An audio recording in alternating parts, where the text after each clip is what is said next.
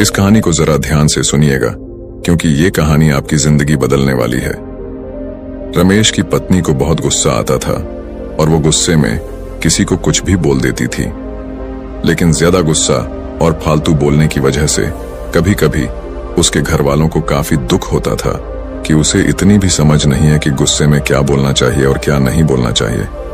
लेकिन गुस्सा करने के बाद जब उसका गुस्सा शांत होता तब वो आके माफी भी मांगती कि मेरे से बहुत बड़ी गलती हो गई, मुझे क्षमा करें, आगे से मैं ऐसा बिल्कुल नहीं करूंगी। लेकिन इतना करने के बाद भी उसका गुस्सा कभी खत्म नहीं होता था और वह हर छोटी छोटी बात पे गुस्सा और हर छोटी छोटी बात पे चीजों को काफी गुस्से के बोल ना उसकी आदत बन गई थी।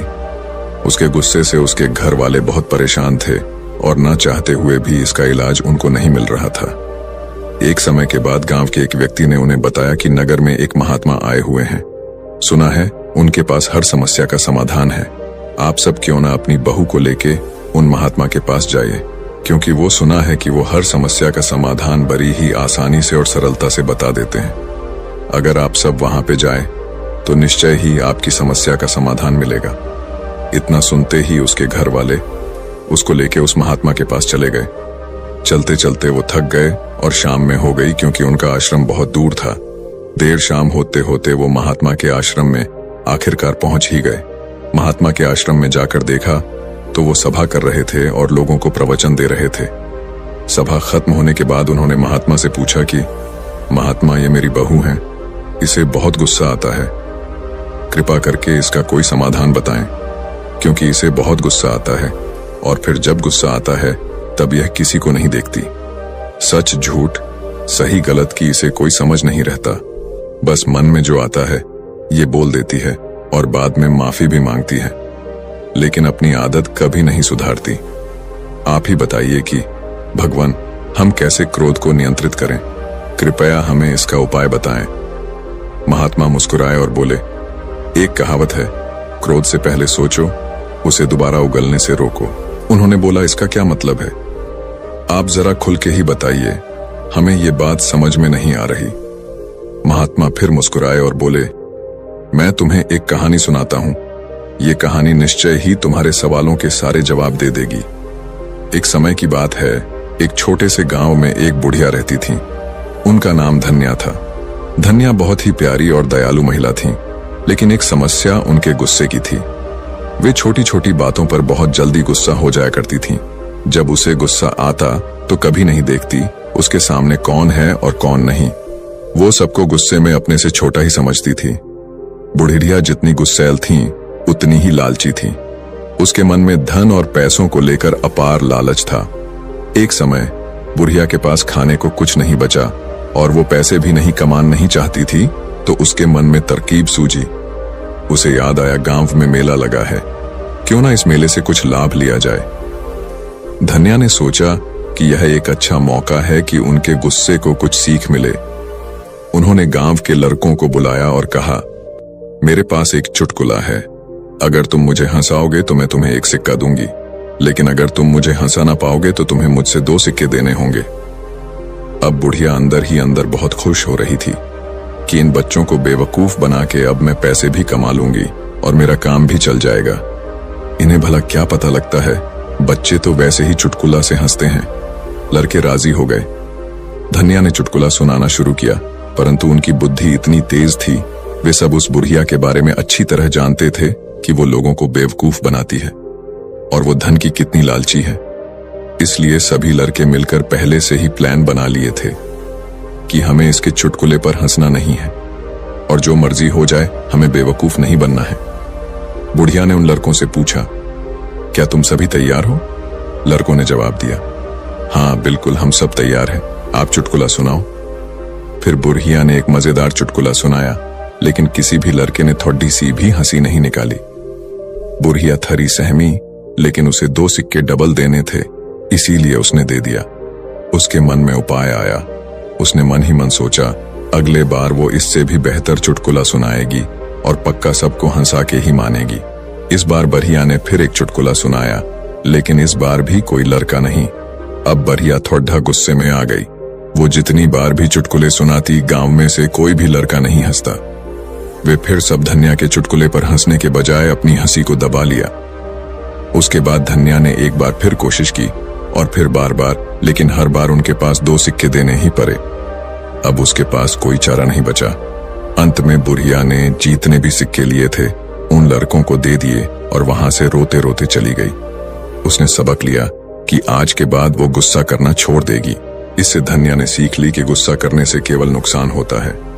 उन्होंने गुस्से को कम करने का निर्णय लिया और अब उनके गुस्से की बारीकी से संभाल रखते थे।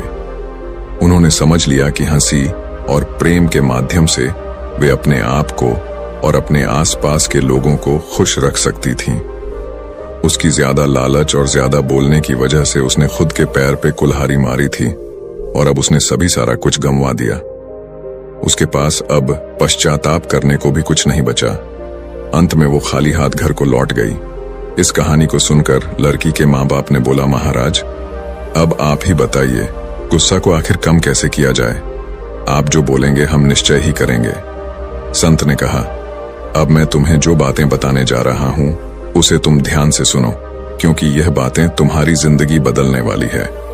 कम गुस्सा रखने के कई फायदे होते हैं जो हमारे स्वास्थ्य, संबंध और मानसिक स्थिति को सुधार सकते हैं। 1. स्वास्थ्य सुधार। ज्यादा गुस्सा रखने से हमारे शारीरिक स्वास्थ्य पर बुरा असर पड़ता है।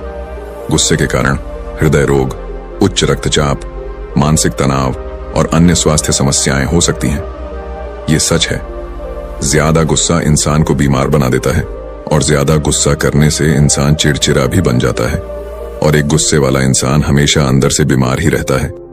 कम गुस्से से शारीरिक स्वास्थ्य सुधरता है। इसीलिए अगर तुम्हें स्वस्थ रहना है और इन सारी बीमारियों से बचना है तो तुम्हें कम गुस्सा करने की आदत डालनी चाहिए। 2. बेहतर संबंध। अधिक गुस्से से आसपास के लोग हमसे दूर हो जाते हैं। कम गुस्सा रखने से हम अपने परिवार, दोस्त और समाज में अच्छे संबंध बना सकते हैं, क्योंकि गुस्से में हम हमेशा दूसरों की बेइज्जती करते हैं और हम प्यार भरे शब्द उन रिश्तों में नहीं बोल पाते जहां बोलना चाहिए। और जहां पे प्यार भरे शब्द नहीं, वहां पे भला रिश्ता कैसे रहेगा? क्योंकि रिश्ते प्रेम के सहारे चलते हैं। और जिन रिश्तों में प्रेम नहीं, और जिन रिश्तों में तुम प्यार से बात नहीं करोगे, तुम प्यार से बोलोगे नहीं, वहां पे भला रिश्ते कैसे टिकेंगे? इसीलिए रिश्ते को संभालना है तो पहले प्यार से बोलना सीखो। लेकिन तुम प्यार से तभी बोलोगे जब तुम्हें कम गुस्सा आएगा, इसीलिए ये जरूरी है कि तुम कम गुस्सा करो। 3. बेहतर निर्णय। कहते हैं एक अशांत मन कभी भी सही फैसला नहीं ले सकता, इसलिए सही फैसला लेने के लिए मन का शांत होना जरूरी है। लेकिन मन तभी शांत होगा जब तुम्हें गुस्सा कम आएगा। जब तुम्हें गुस्सा आएगा तो मन हमेशा तुम्हारा अशांत रहेगा। फिर भला तुम ही बताओ, तुम सही फैसले कैसे ले सकते हो?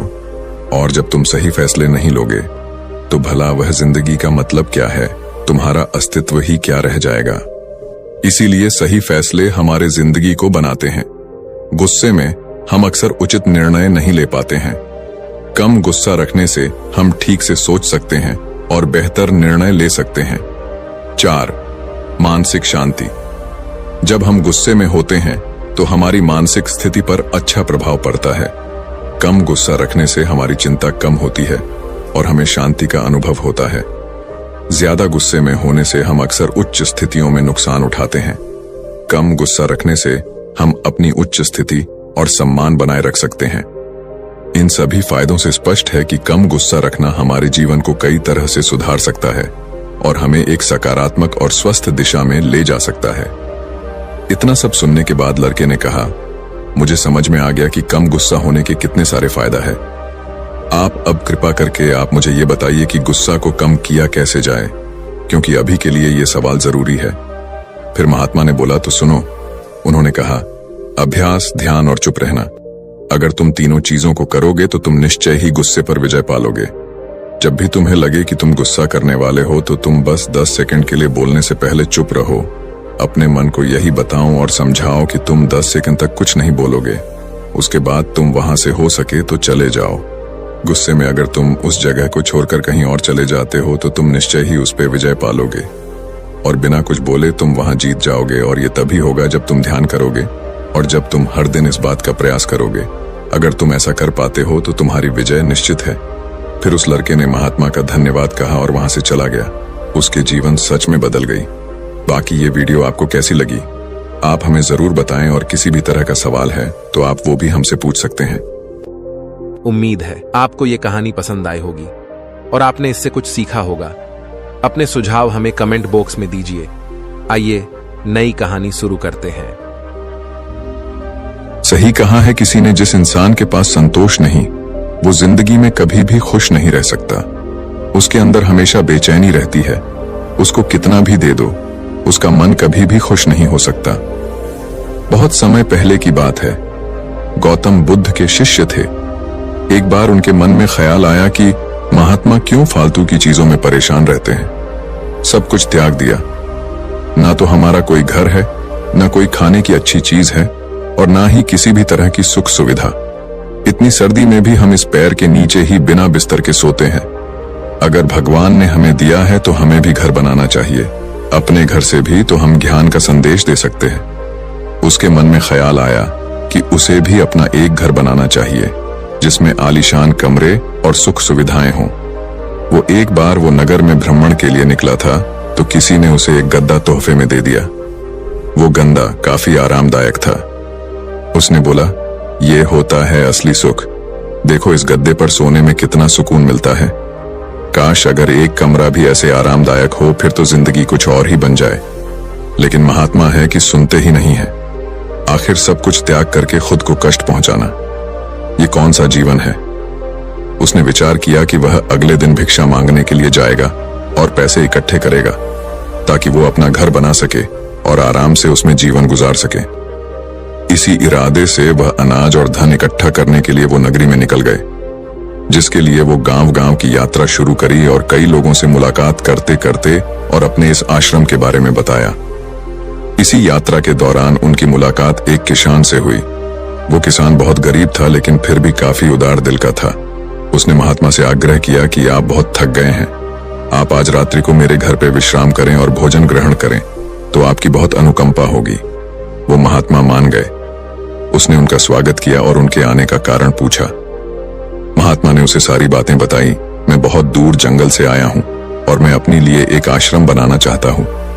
किसी विचार से मैं इस नगर में भ्रमण पर निकला हूं कि अगर मुझे कुछ धन मिल जाए तो मेरा काम आसान हो जाए। उस किसान ने महात्मा की बात सुनी और बोला, आप निश्चिंत रहे, हमारे गांव में बहुत से उदार और धनी लोग हैं जो आपकी मदद जरूर करेंगे। उसने महात्मा को भोजन कराया और बोला, आप चिंता ना करें, आप आज रात्रि को विश्राम करें, बाकी सुबह का कल देखेंगे। लेकिन उस किसान के घर में सिर्फ एक ही बिस्तर, एक ही चौकी थी और सोने का सिर्फ एक ही बंदोबस्त था। उसने महात्मा से आग्रह किया, आप मेरे बिस्तर पर सो जाइए, मैं नीचे जमीन पर सो जाऊंगा, मुझे कोई दिक्कत नहीं है। उसने एक पतली सी फर्श पर चादर बिछाई और फर्श पे लेट गया। थोड़ी ही देर में किसान जोर जोर से नाक बजाने लगा और गहरी नींद में सो गया। और यहाँ महात्मा को नींद नहीं आ रही थी। दरअसल उनकी पुरानी आश्रम में जो मोटा गद्दा था जिसको किसी ने उनकी दान में दिया, महात्मा को उस गद्दे पर सोने की आदत थी। उस गद्दे में वह आराम से सोते थे। लेकिन आज किसान की चौकी पे कोई मोटा गद्दा न था, इसलिए उनको रात भर उन्हें नींद नहीं आई और रात भर बस की किसान को देखते हैं और सोचते रहे, क्या आखिर ये कैसे निश्चिंत हो कि अपने फर्श पे सिर्फ एक पतली चादर पर नींद में सो रहा है। सारी रात ऐसे ही बीत गई। अगले दिन सुबह हुई, किसान उठा और महात्मा का चरण स्पर्श किया और महात्मा से पूछा कि आपको कोई रात में दिक्कत तो नहीं हुई। महात्मा ने बोला, नहीं, मुझे कोई दिक्कत नहीं हुई, लेकिन मैं तुमसे एक बात पूछना चाहता, तुम बिना किसी बिस्तर के इस फर्श पर कैसे सो जाते हो? तुम्हें नींद कैसे आ गई? मैं तो यही देखकर हैरान हूं। किसान बताता है, दरअसल दिन भर में मजदूरी करता हूं और मजदूरी की शरीर में इतनी थकावट आ जाती है कि घर आते ही मुझे बस बिस्तर की तलाश होती है। मोटे गद्दे बिस्तर न भी हो तो मेरा काम चल जाता है। मैं घर आते ही खाना बनाता हूं और उसके बाद मैं कहीं भी सो जाता हूं, मुझे कोई दिक्कत नहीं है। मुझे नींद भी बहुत अच्छी आती है। जब शरीर में थकावट हो फिर तो शरीर को कहीं भी नींद आ जाती। उससे क्या फर्क पड़ता है क्या आपके पास महल है या मोटा गद्दा है, या आप किस आप पलंग पर सो रहे हो या आप नीचे सो रहे। शरीर को तो बस आराम की आवश्यकता होती है। किसान ने पूछा, यह गुरुवार क्या मैं आपके साथ धन एकत्र करने चल सकता हूं? मेरी इच्छा है कि आपके साथ आपके उस आश्रम बनने में मैं आपका योगदान दूं, आपके साथ मिलकर काम करूं और कुछ धन इकट्ठा करूं। तब महात्मा ने बड़ी विनम्रता से उत्तर दिया, पुत्र, तुमने आज जो मुझे ज्ञान दिया है वो ज्ञान मुझे आज तक नहीं मिला। आज मुझे पता चल गया इंसान के मन का असली सुख क्या है। अब मुझे किसी आश्रम और महल की इच्छा नहीं रही।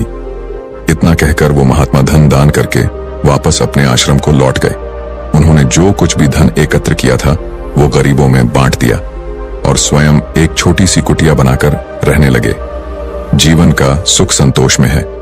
अगर मनुष्य के पास जो भी है वो उसे स्वीकार कर लें और उसी में संतोष कर लें तो जीवन में उसे खुशियां तलाशने की जरूरत नहीं है। वो उसका सारा सुख उसी वक्त अनुभव कर लेगा। कई घरों में अपार धन दौलत, ऐशो आराम होते हुए भी वहां सुख शांति नहीं होती, क्योंकि उनके पास जो कुछ भी है वो उससे संतोष नहीं हो रहे। कहते हैं जिन्हें दूसरों की थाली में घी ज्यादा देखता है वो कभी खुद से भर पेट नहीं खा पाते। इंसान को चाहिए कि उसके पास जो कुछ भी है वो उसी में खुश रहे, लेकिन इंसान ऐसा कर नहीं पाता और अक्सर दूसरों को देखते हुए और खुद को और ज्यादा चाहने की इच्छा एक अच्छा इंसान को कभी भी खुश नहीं रहने देती और इसी तरह से पूरा जीवन असंतोष में बीत जाता है। उसके पास इतना है, मेरे पास इतना क्यों नहीं? हम हमेशा दूसरों को देख के उनसे परेशान रहते हैं कि हमें इतना क्यों नहीं मिला। आखिर जिंदगी का असल दुख इन्हीं सब चीजों के बारे में सोच गई है। इसीलिए कभी कभी हमें चाहिए कि हम खुद इस बारे में विचार करें कि हद से ज्यादा इच्छा कितना सही है। जो मिले हम उसमें भी तो खुश रह सकते हैं। ज्यादा लालच और हद से ज्यादा इच्छाएं अक्सर इंसान को बीमार करते हैं। हम उम्मीद से ज्यादा अपेक्षाएं पालते हैं और जब वो चीज पूरी नहीं होती तो हमें दुख होता है और हम चिंता करने लगते हैं। जब जीवन में संतोष ही नहीं तो फिर भला जीवन का क्या मतलब? ऐसे में तो हर दिन हम परेशानी रहेंगे। इसीलिए इस बात पर विचार करने की आवश्यकता है। हमेशा याद रखें, संतुष्टि ही जीवन का मूल मंत्र है। अगर इंसान में संतोष है तो कोई भी दुख उसे तोड़ नहीं सकते। जीवन का यही रहस्य है, जो मिले उसमें खुश रहना सीखो। उम्मीद है आपको ये कहानी पसंद आई होगी और आपने इससे कुछ सीखा होगा। अपने सुझाव हमें कमेंट बॉक्स में दीजिए। आइए नई कहानी शुरू करते हैं। एक काफी घने और शांत जंगल में एक गुरुकुल था। गुरुकुल में अक्सर गुरुदेव अपने शिष्य को ज्ञान, अर्थशास्त्र और हर चीज की शिक्षा दिया करते थे। लेकिन उनके शिष्य में एक ऐसा लड़का था जो बहुत ही कमजोर था। बाकी सारे शिष्य उसे कमजोर कह के उसे उसका मजाक बनाते थे। उसे बहुत बुरा लगता था। वह सोचता कि आखिर मैं कमजोर क्यों हूं, मेरे अंदर क्या कमी है, आखिर भगवान ने मुझे ऐसा क्यों बनाया। उसकी सबसे बड़ी दिक्कत थी कि गुरुदेव उसे जो कुछ भी पढ़ाते उसे कभी समझ ही नहीं पाता और ना ही उसे कोई चीज याद हो पाती थी। वह चिंतित रहने लगा कि आखिर इसका क्या समाधान किया जाए। आखिर मेरा दिमाग इतना कमजोर क्यों है, क्यों मुझे कुछ समझ नहीं आता और न कोई पढ़ी हुई चीजें मुझे याद क्यों नहीं रहती। कोई भी बात गुरुदेव हमें समझाते हैं, मैं वो भी भूल जाता हूँ। क्या सच में मैं मानसिक रूप से कमजोर हूँ या बात ही कुछ और है? वो जब भी अकेला होता यही सब बात सोचकर उदास हो जाता। धीरे धीरे वक्त बदलता गया। काफी साल गुजर गए, उसकी हालत ऐसी ही रही। एक दिन जंगल के बीचों बीच खड़ा होकर कुछ सोच रहा था। तब तक उसे एक राहगीर ने देख लिया। उसने पूछा, क्या बात है, तुम इतने परेशान क्यों हो? उसने बोला, तुम यहां से चले जाओ, तुमको मेरे से क्या लेना देना, जाओ अपना काम करो। राहगीर बोला, अरे बताओ भी कि क्या परेशानी है, क्या पता मेरे पास उसका कोई हल हो। लड़का बोला, मुझे कोई भी परेशानी है, मैं पूरी तरह से ठीक हूँ। राहगीर बोला, लेकिन तुम ठीक दिख तो नहीं रहे, तुम तो काफी परेशान दिख रहे हो। चलो अब बताओ भी कि क्या परेशानी है। तब जाकर उस लड़के ने बोला, क्या बताऊं मैं, कितना परेशान हूं, मेरे अंदर क्या चल रहा है वो तो बास मैं ही जानता हूं। फिर उसने अपनी सारी परेशानी उसको बता दी कि उसको लगता है कि उसका दिमाग कमजोर है, उसे कुछ भी पढ़ाया हुआ याद नहीं रहता और न ही उसे कुछ समझ में आता है। इसी वजह से उसके सहपाठी उसका मजाक बनाते हैं और वह चाहकर भी कुछ नहीं कर पाता। राहगीर बोला, बस इतनी सी ही तो बात है। उसने बोला, इतनी सी बात है तुम्हारे लिए, मैं कितना दुखी हूं वो तो बस मैं ही जानता हूं। राहगीर बोला, दिक्कत तुम में नहीं तुम्हारे अंदर है। उसने बोला, मतलब? राहगीर ने बताया, यहाँ से 1 कोस मील जंगल के दूसरी छोर पे एक साधु महात्मा रहते हैं। उनके अंदर इतनी जादू शक्ति है कि वह किसी भी चीज को ठीक कर सकते हैं। लोग कहते हैं कि उनके पास दिव्य शक्तियां हैं, जिस दिव्य शक्तियों की मदद से वह सब कुछ जान लेते हैं। फिर क्या था, इतना सुनते ही वह शिष्य सुबह होते ही निकल पड़ा। निकलते निकलते शाम हो गई।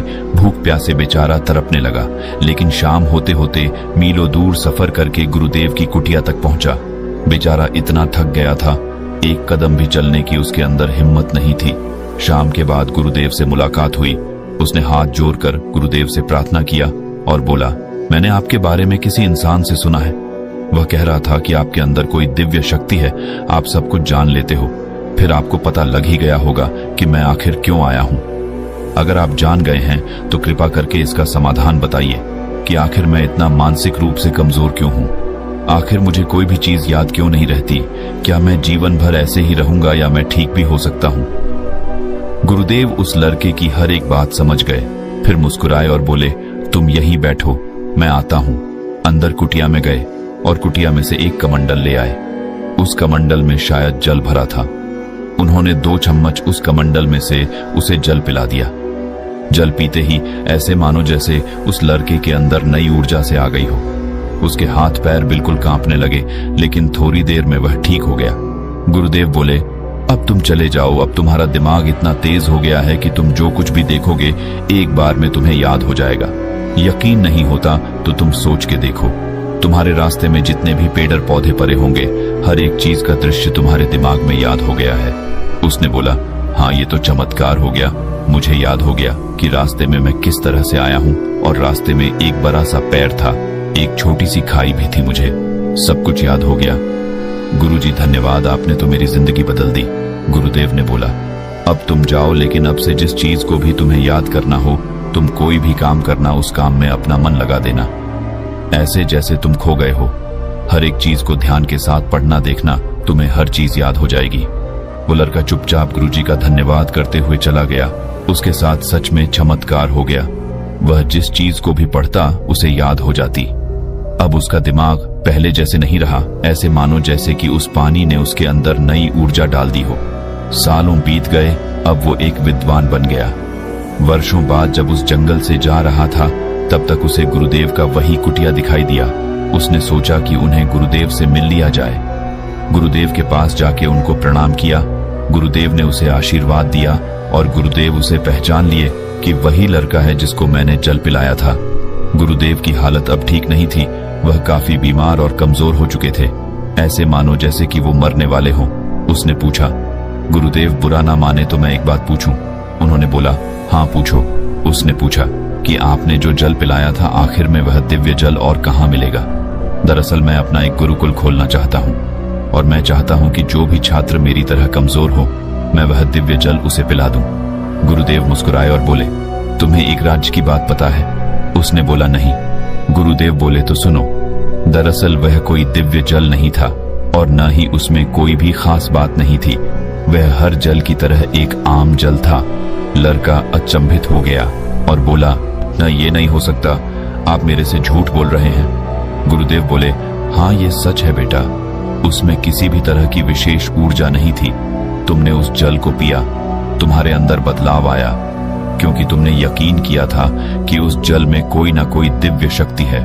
उस दिन तुम मीलों दूर सफर करके आए थे, तुम काफी थक चुके थे और तुम्हें भूख भी लगी थी। जल की 2 बूंद तुम्हारे अंदर नए ऊर्जा का संचार कर दिया। उस जल में कोई विशेष खास बात नहीं थी। लड़के ने पूछा, फिर वो परिवर्तन और वो चमत्कार मेरे जीवन में कैसे आया?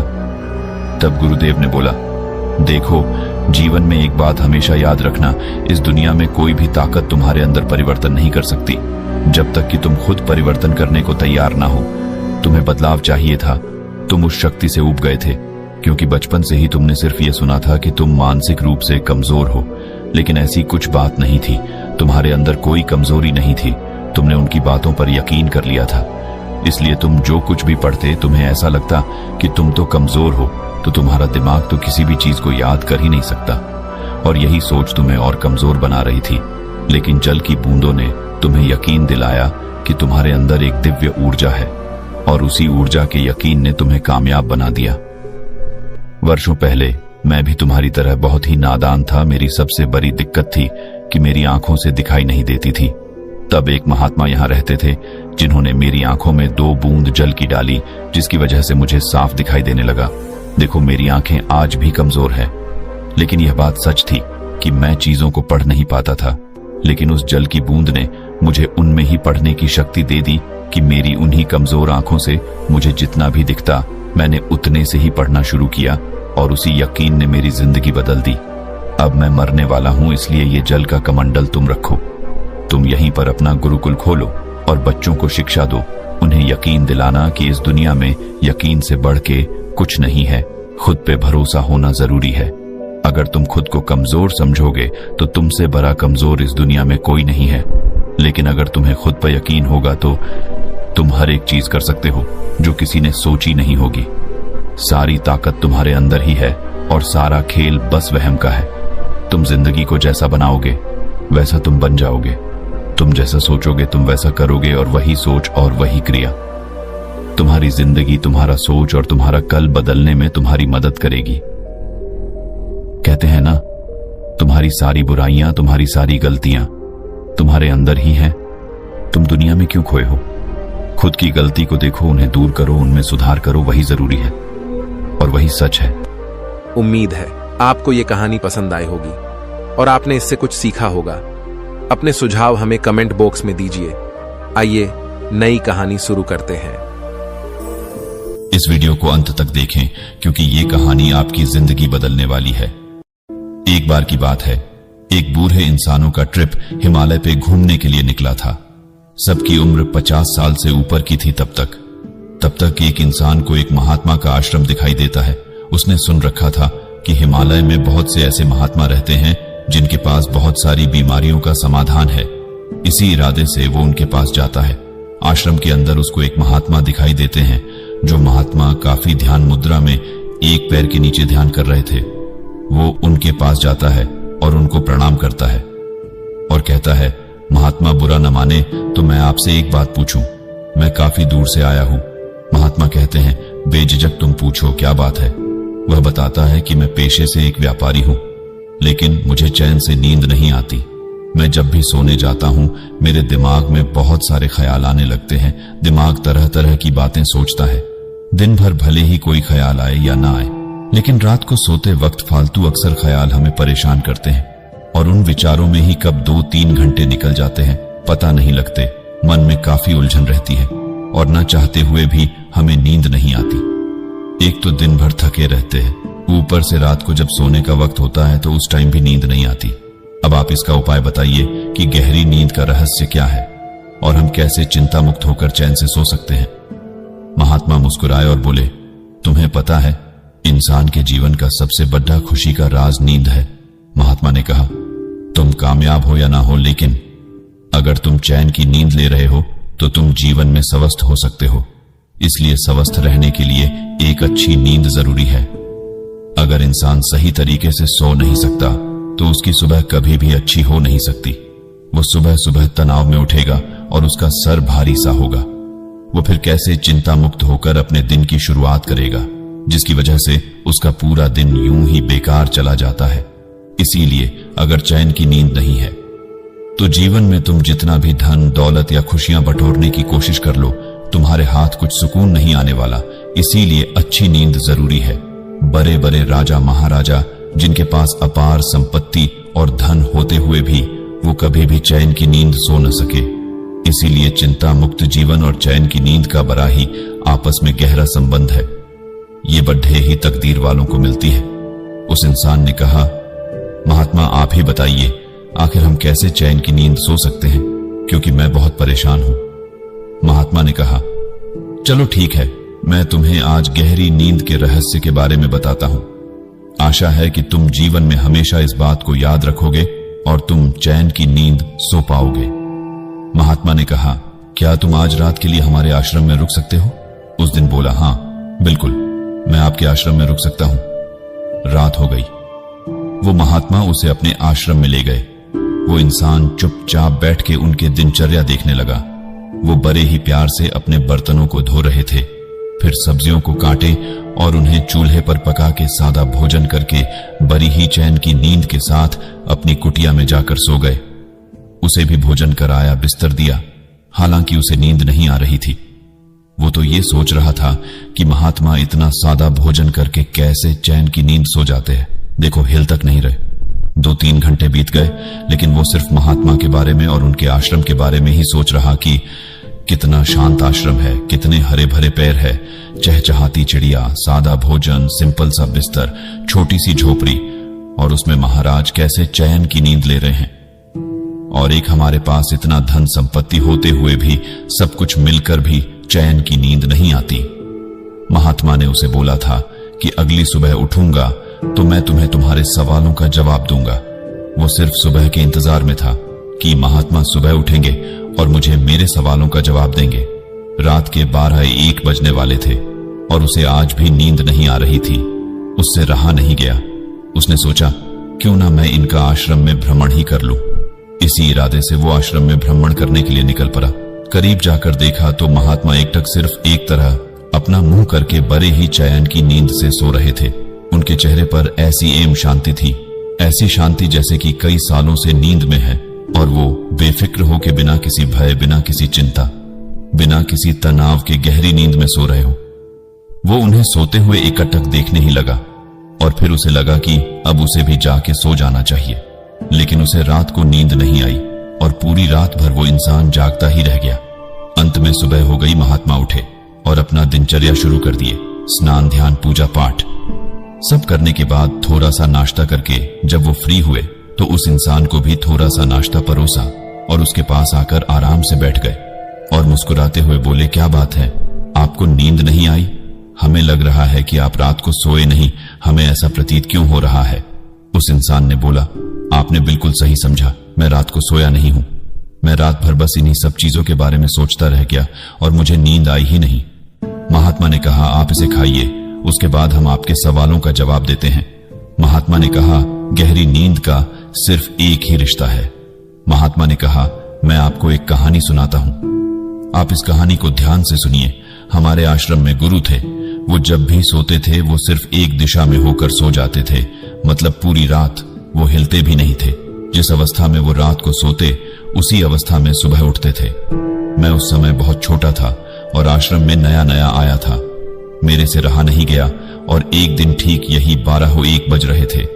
मैं उनके पास गया और सवाल पूछने के इरादे से उनके पास बैठ गया। वो सो तो रहे थे लेकिन फिर भी मैं उन्हें जगाया और बोला कि महात्मा, आप ऐसे कैसे सोते हैं?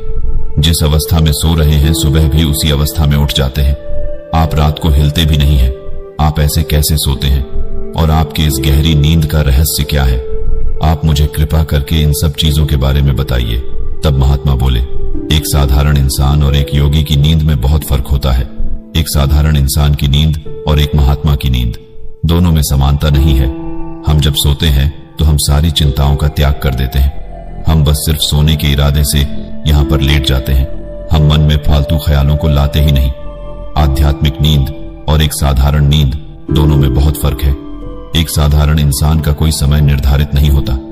जब वो सोता है उस वक्त भी काम में होता है। जब वह ध्यान करता है उस वक्त भी वो काम के बारे में सोचता रहता है। उसके विचार कभी रुकते ही नहीं। अब जिसके विचार ही नहीं रुकेंगे वो भला जीवन में शांत कैसे हो सकता है? जीवन के आखिरी पल में भी वो कुछ न कुछ सोचता ही रहता है। देखो, सोचना मन का स्वभाव है, लेकिन हर वक्त सोचना इंसान को बीमार कर देता है। इसीलिए इंसान को सही से नींद नहीं आती। लेकिन जब इंसान चिंता मुक्त होता है तो उसका मन हल्का होता है और जिस अवस्था में होता है वो उसी अवस्था में सो जाता है और उसी अवस्था में उठता भी है, ठीक एक छोटे बच्चे के समान। और उसके सुबह काफी ताजगी के साथ, एक ऊर्जा के साथ शुरू होती है और वो कभी नहीं थकता। अब मैं तुम्हें जो बता रहा हूं उन बातों को ध्यान से सुनो। सोने का सही तरीका में से सबसे पहली बड़ी गलती होती है वो है तुम्हारा शयन कक्ष, यानी सोने की एक खास जगह। शयन कक्ष का मतलब यह है कि हमें जहां सोना होता है हम वहीं पे खाना खाते हैं, वहीं पे बातें करते हैं, वहीं पे बहुत सारी क्रियाएं करते हैं, जिसकी वजह से दिमाग उस शयन कक्ष को भी एक आम जगह मान लेता है। तुम बस ये बात सोचकर देखो, मान लो तुम्हें एक ऐसा कमरा दिया जाए जिसका उपयोग सिर्फ सोने के लिए किया जाए। जैसे ही तुम सो के सुबह बाहर निकलो उसके बाद तो दरवाजा को बंद कर दिया जाए। उस कमरे में बस एक आरामदायक एक चटाई बिछाई हो, पीने के लिए ठंडा पानी हो, और उस रूम में और उस कमरे में तुम सोने के बाद दोबारा दिन में कभी प्रवेश कर ही नहीं सकते। तुम उस कमरे में तभी प्रवेश कर पाओगे जब तुम्हारा सोने का वक्त होगा, यानी रात को तुम्हें उस कमरे की चाबी दी जाए। तुम सोचो, कमरे में जाने से पहले तुम्हारी सारी चीजें ले ली जाएं, सिर्फ कपड़ों के सिवाय तुम्हारे पास कुछ भी ना हो। अब तुम उस कमरे में क्या करोगे? जाते ही तुम्हें उस कमरे में नींद आ जाएगी, क्योंकि तुम्हारे पास करने के लिए कोई काम नहीं होगा। इसीलिए सोने की जगह का सिर्फ नींद के लिए ही उपयोग की जानी चाहिए। तभी दिमाग को लगेगा ये जगह सिर्फ सोने के लिए ही बनी है, और जैसे तुम उस जगह पे जाओगे तुम्हें तुरंत नींद आ जाएगी। दूसरी ओर सबसे बड़ी गलती, नियमित नींद काल यानी सोने के समय को निर्धारित करो। मुझे पता है कि आजकल की भागदौड़ भरी जिंदगी में टाइम से सोना कितना मुश्किल है, लेकिन फिर भी हमें कोशिश करनी चाहिए कि हम समय से सोएं। जब समय से सोएंगे नहीं तो समय से हम कैसे उठ पाएंगे? इंसान के शरीर को खुश रहने के लिए और स्वस्थ रहने के लिए एक नियमित टाइम के लिए नींद जरूरी है, क्योंकि जब हम नींद में होते हैं तो हमारा दिमाग हमारी हेल्प करता है, और तुम बिना टाइम के सोते हो, बिना टाइम के उठते हो, तो फिर भला सही से नींद कैसे आएगी? तीसरी गलती, एक निश्चित तय समय पर रात को सोना और एक तय समय पर सुबह उठना आपको आपके शरीर के स्वाभाविक सोने व जागने के क्रम से तालमेल बनाने में मदद करता है। ज्यादातर लोगों को 6-8 घंटे सोने की आदत होती है, इसलिए अपने सोने और जागने के समय को निश्चित कर लें। दिन में सोना अनिद्रा को बढ़ाता है, अतः इससे बचें, और अगर बहुत जरूरी हो तो दिन में कम समय के लिए सोएं। क्या आपको ज्ञान है कि 20 मिनट का ध्यान आपको 8 घंटे की नींद से भी अधिक गहरा विश्राम दे सकता है? खुद नियमित ध्यान को आजमाएं और बदलाव को अनुभव करें। 20 मिनट आंख बंद कर बैठकर ध्यान के बाद न केवल आप पुष्प के जैसे ताजा अनुभव करेंगे, बल्कि रात की नींद की गुणवत्ता में भी सुधार का अनुभव करेंगे। स्क्रीन टाइम, आजकल के दौर में हर कोई सोशल मीडिया चलाता है और हर कोई फोन देखते देखते ही सोने की कोशिश करता है, लेकिन ये चीजें गलत है।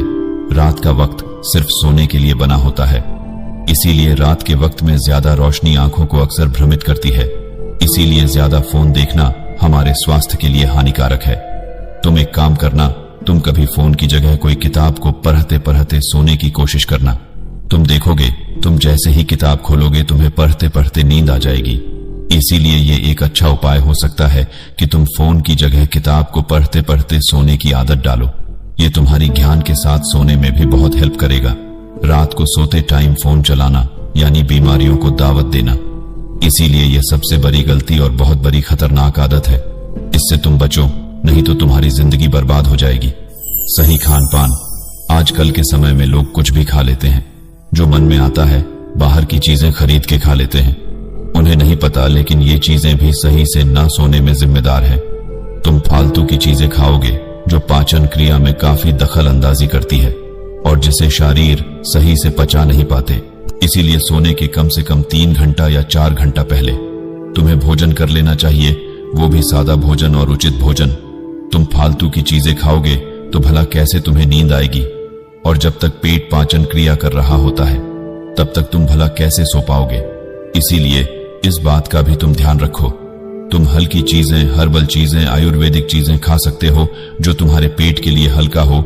ज्यादा हेवी या ज्यादा मसालेदार भोजन करके तुम कभी भी चैन की नींद नहीं सो सकते, क्योंकि जब तक वो पाचन क्रिया समाप्त नहीं होगी तब तक तुम्हें चैन की नींद नहीं आएगी। और नींद आ भी गई तो सुबह को तुम्हारा पेट खराब हो सकता है। आपको अपने भोजन का समय ठीक करना होगा, विशेष रूप से सांझ के भोजन का। पाचन तंत्र की अपनी एक प्राकृतिक लय है जो शाम को धीमी हो जाती है। देर से भोजन करने से पाचन तंत्र पर जोर पड़ता है और शरीर को अतिरिक्त काम करना पड़ता है, जबकि उस समय उसे आराम करना चाहिए। उत्तेजक आहार से बचें। शाम के समय हल्का और आसानी से पचने वाला सात्विक आहार ही लें। दूध, मक्खन, फल, सब्जी और अनाज पाचन तंत्र के लिए सौम्य होते हैं और निद्रा के लिए सहयोगी भी। इसीलिए इन बातों का ध्यान दो कि सोते वक्त कभी भी मसालेदार या ज्यादा हेवी भोजन करके मत सो, नहीं तो तुम बीमार हो जाओगे। अगर तुम यह क्रिया 21 दिन तक लगातार अपना लेते हो तो तुम खुद देखोगे कि तुम्हारा दिनचर्या बदल रही है और तुम आराम की नींद ले पा रहे हो। माहौल ऐसा बनाए जिसमें आपको आसानी से नींद आ जाए। आपके आराम करने वाले कमरे का आपके लिए शांतिपूर्ण होना चाहिए। आपके कमरे का तापमान, रोशनी और शोर सभी पूरी तरह नियंत्रित होनी चाहिए, जिससे आपके सोने के कमरे का वातावरण आपकी अच्छी नींद लेने में सहायक बने। सांस के प्रति सजगता एक अच्छी शुरुआत है। अपना समय लेते हुए सांस के प्रवाह को देखें। बैठे हुए या लेटे हुए अपनी आने व जाने वाली सांसों को ध्यान से देखें। सांस के साथ रहें और देखें कि कब वह शरीर में प्रवेश कर रही है और कब बाहर आ रही है। धीरे धीरे सांस लेने और सांस छोड़ने का समय आराम के साथ बढ़ाते जाएं। अपने मन व भावनाओं पर हो रहे प्रभावों को देखें। चीजों को जाने देना सीखें और अपनी सांस के द्वारा उत्पन्न हुए क्षेत्र में रहें। सांस का शरीर के सभी तंत्रों पर गहरा प्रभाव पड़ता है। शरीर के विभिन्न तंत्रों के प्रति सजग होना, साथ ही मन व भावनाओं के प्रति सजग होना और सभी अंत तंत्रों का संतुलन ही तनाव मुक्ति का आधार है। सांस को विश्राम के लिए प्रयोग करने से मन में बढ़ा हुआ तनाव निकलने लगता है और विचार धीमे होते जाते हैं। सभी तंत्रों पर शांतिमय होने व तालमेल बैठने का प्रभाव होता है, जो नींद को बेहतर बनाता है। वो इंसान ने महात्मा का बहुत बहुत धन्यवाद किया और अपने घर को चला गया। उसने शुरुआत में उसे दिक्कत हुई, लेकिन धीरे धीरे इन सारे गतिविधियों को अपने जीवन में उसने शामिल कर लेने से उसे सच में गहरी नींद की अनुभूति होने लगी।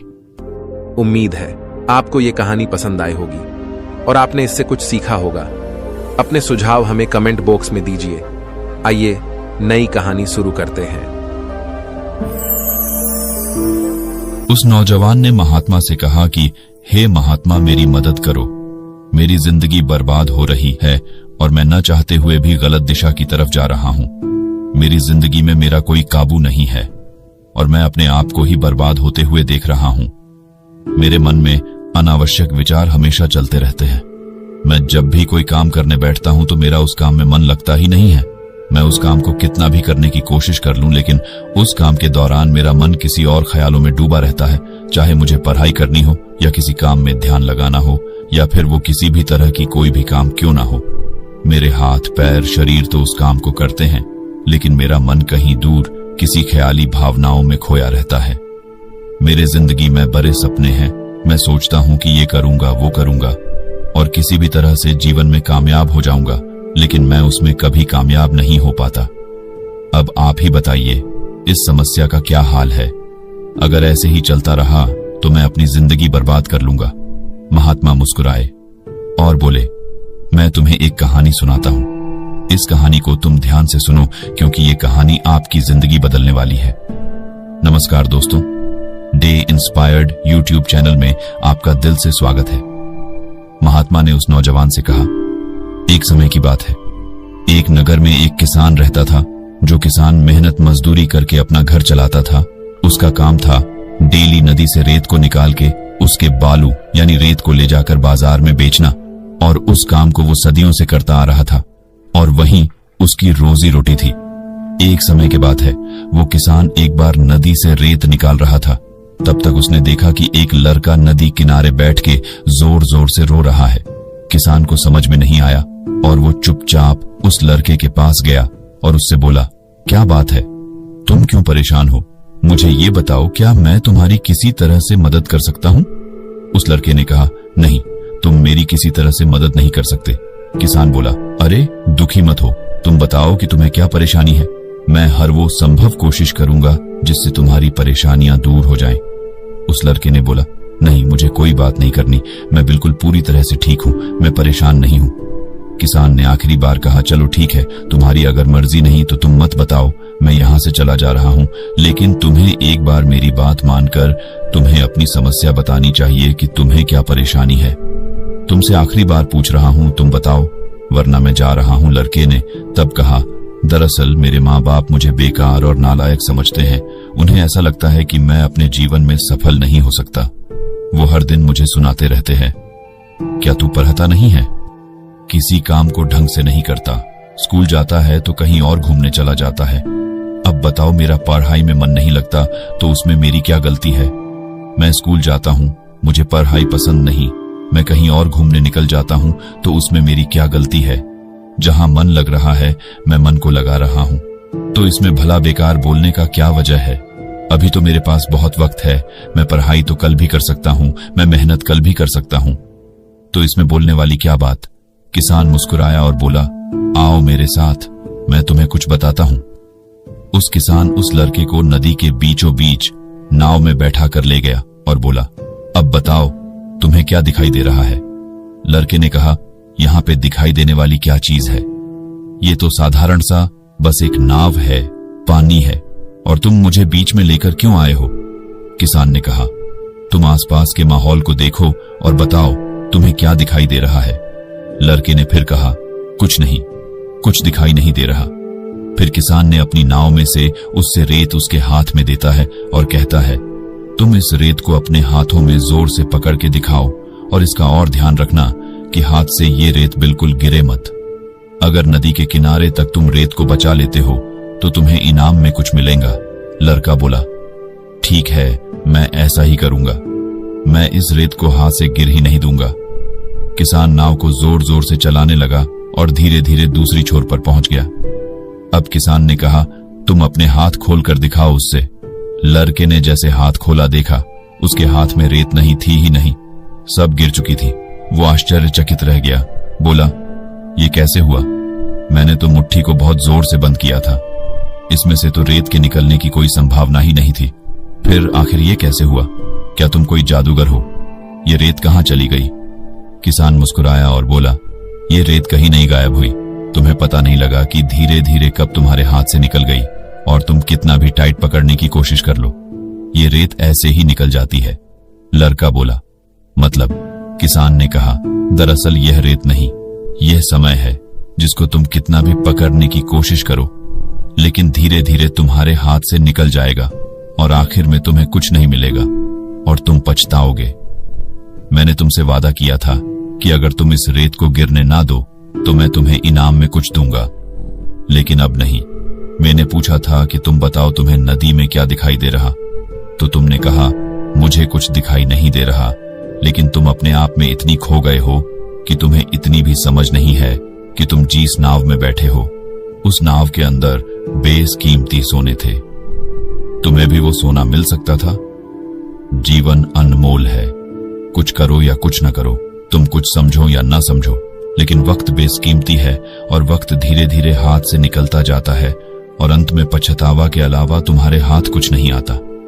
तब महात्मा ने उस लड़के से पूछा, अब बताओ तुमने इस कहानी से क्या सीखा?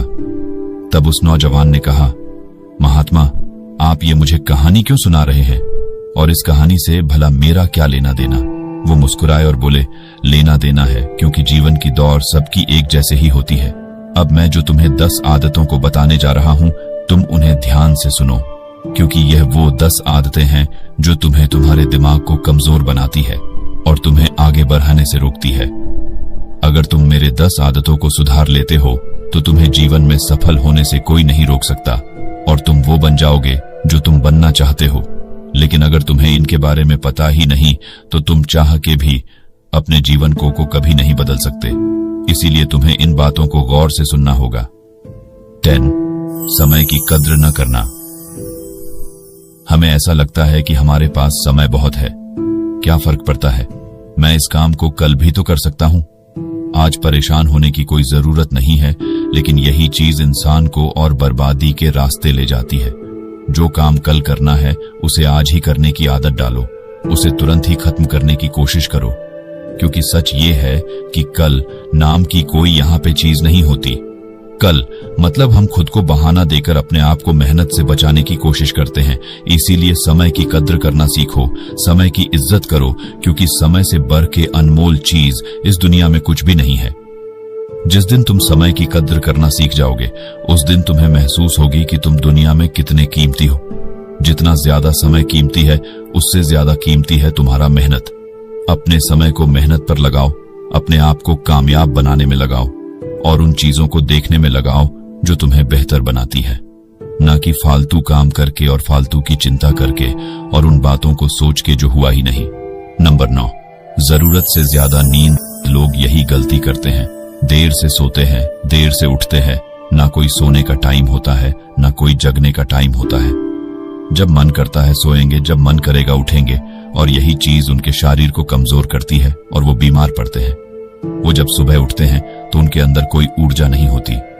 वो सुस्त होकर उठते हैं और सुस्त होकर अपने दिन की शुरुआत करते हैं, क्योंकि उनके सोने का कोई टाइम निश्चित नहीं होता।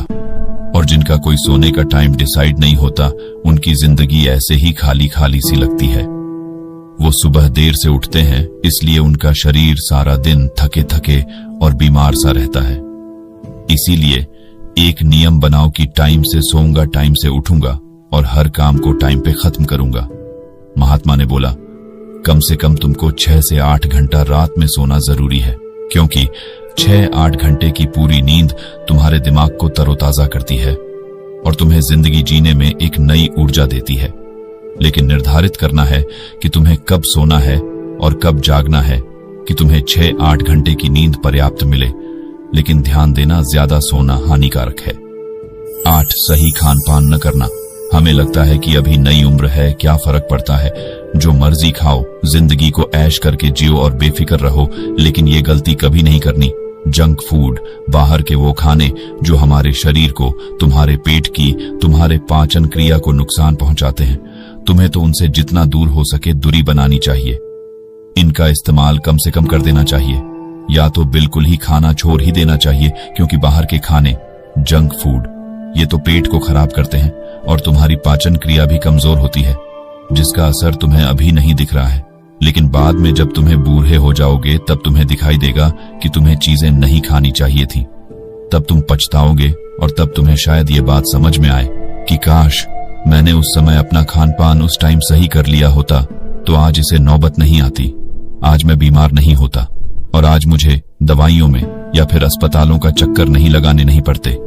इसीलिए वही खाना खाओ जो सेहतमंद है, जो फायदेमंद है और जिससे तुम्हारे शरीर में ताकत मिले और जो शरीर के लिए सही हो, क्योंकि इंसान के शरीर से बड़ा जरूरी कुछ भी नहीं है। अगर इंसान का शरीर सही है तो वह इस दुनिया को जीतने में वो खुद सक्षम है, लेकिन जब शारीरिक सही नहीं तो तुम भला और काम को कैसे सही से कर पाओगे और तुम कैसे जिंदगी को सही से जी पाओगे। इसलिए स्वस्थ रहना जरूरी है। नंबर 7, व्यायाम न करना। हाँ, ये बिल्कुल सही बात है। खान पान के साथ व्यायाम भी शरीर के लिए जरूरी है। हमें लगता है इसकी खास क्या जरूरत है, मैं तो बाद में कर लूंगा, लेकिन नहीं।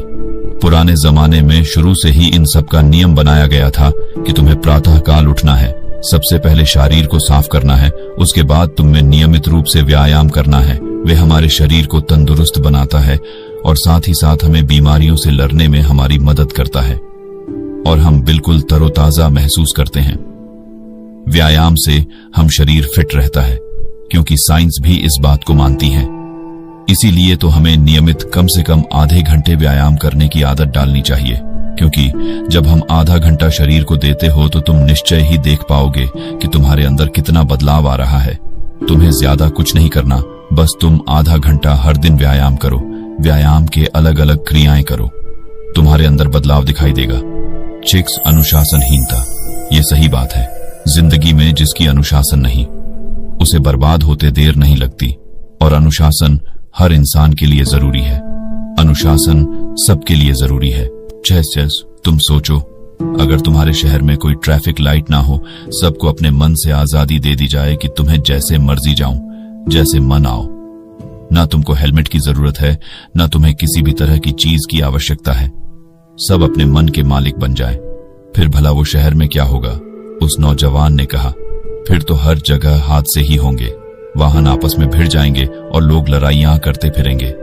महात्मा ने कहा, बिल्कुल ऐसे ही अगर तुम्हारे शरीर में कोई नियम कानून या अनुशासन नहीं, तो तुम्हारा शरीर और तुम्हारा मन आपस में लड़ते रहेंगे और आखिर में कोई नहीं जीतेगा और अंत में नुकसान तुम्हारा ही होगा।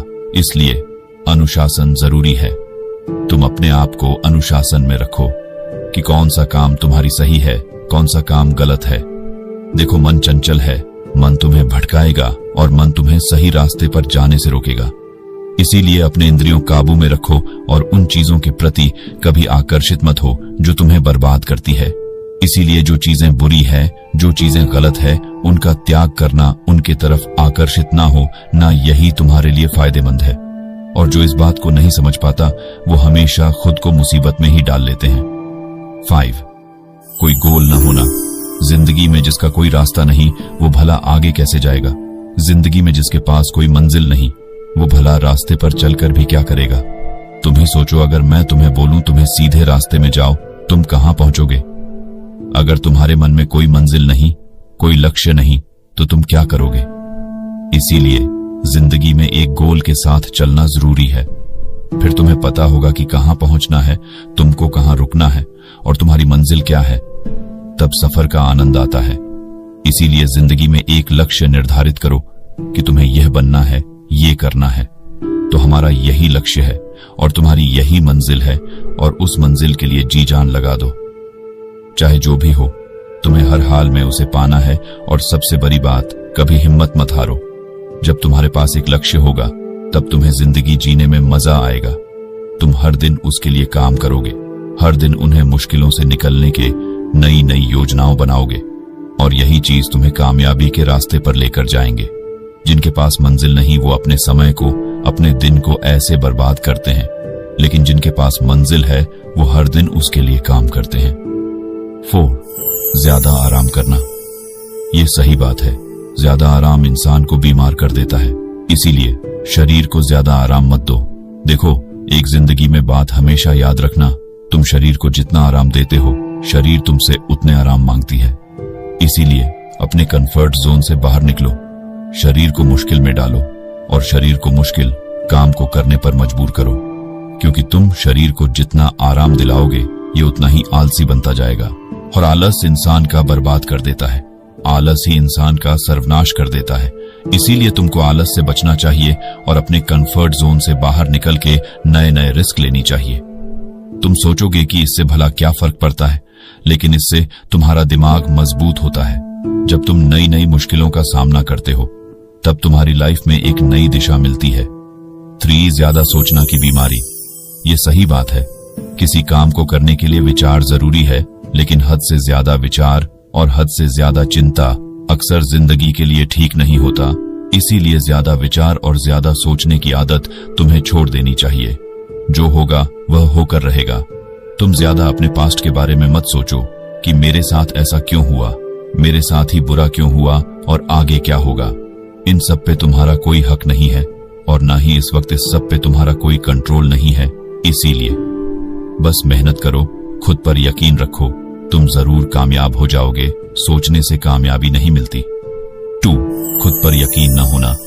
तुम्हें लगता है कि इसे भला क्या फर्क पड़ता है, लेकिन तुम जानकर इस बात को हैरान हो जाओगे कि जिस इंसान की जिंदगी में खुद पर यकीन नहीं है, उसे वो कितना भी मेहनत कर ले, उसके मन में हमेशा डर लगा रहता है।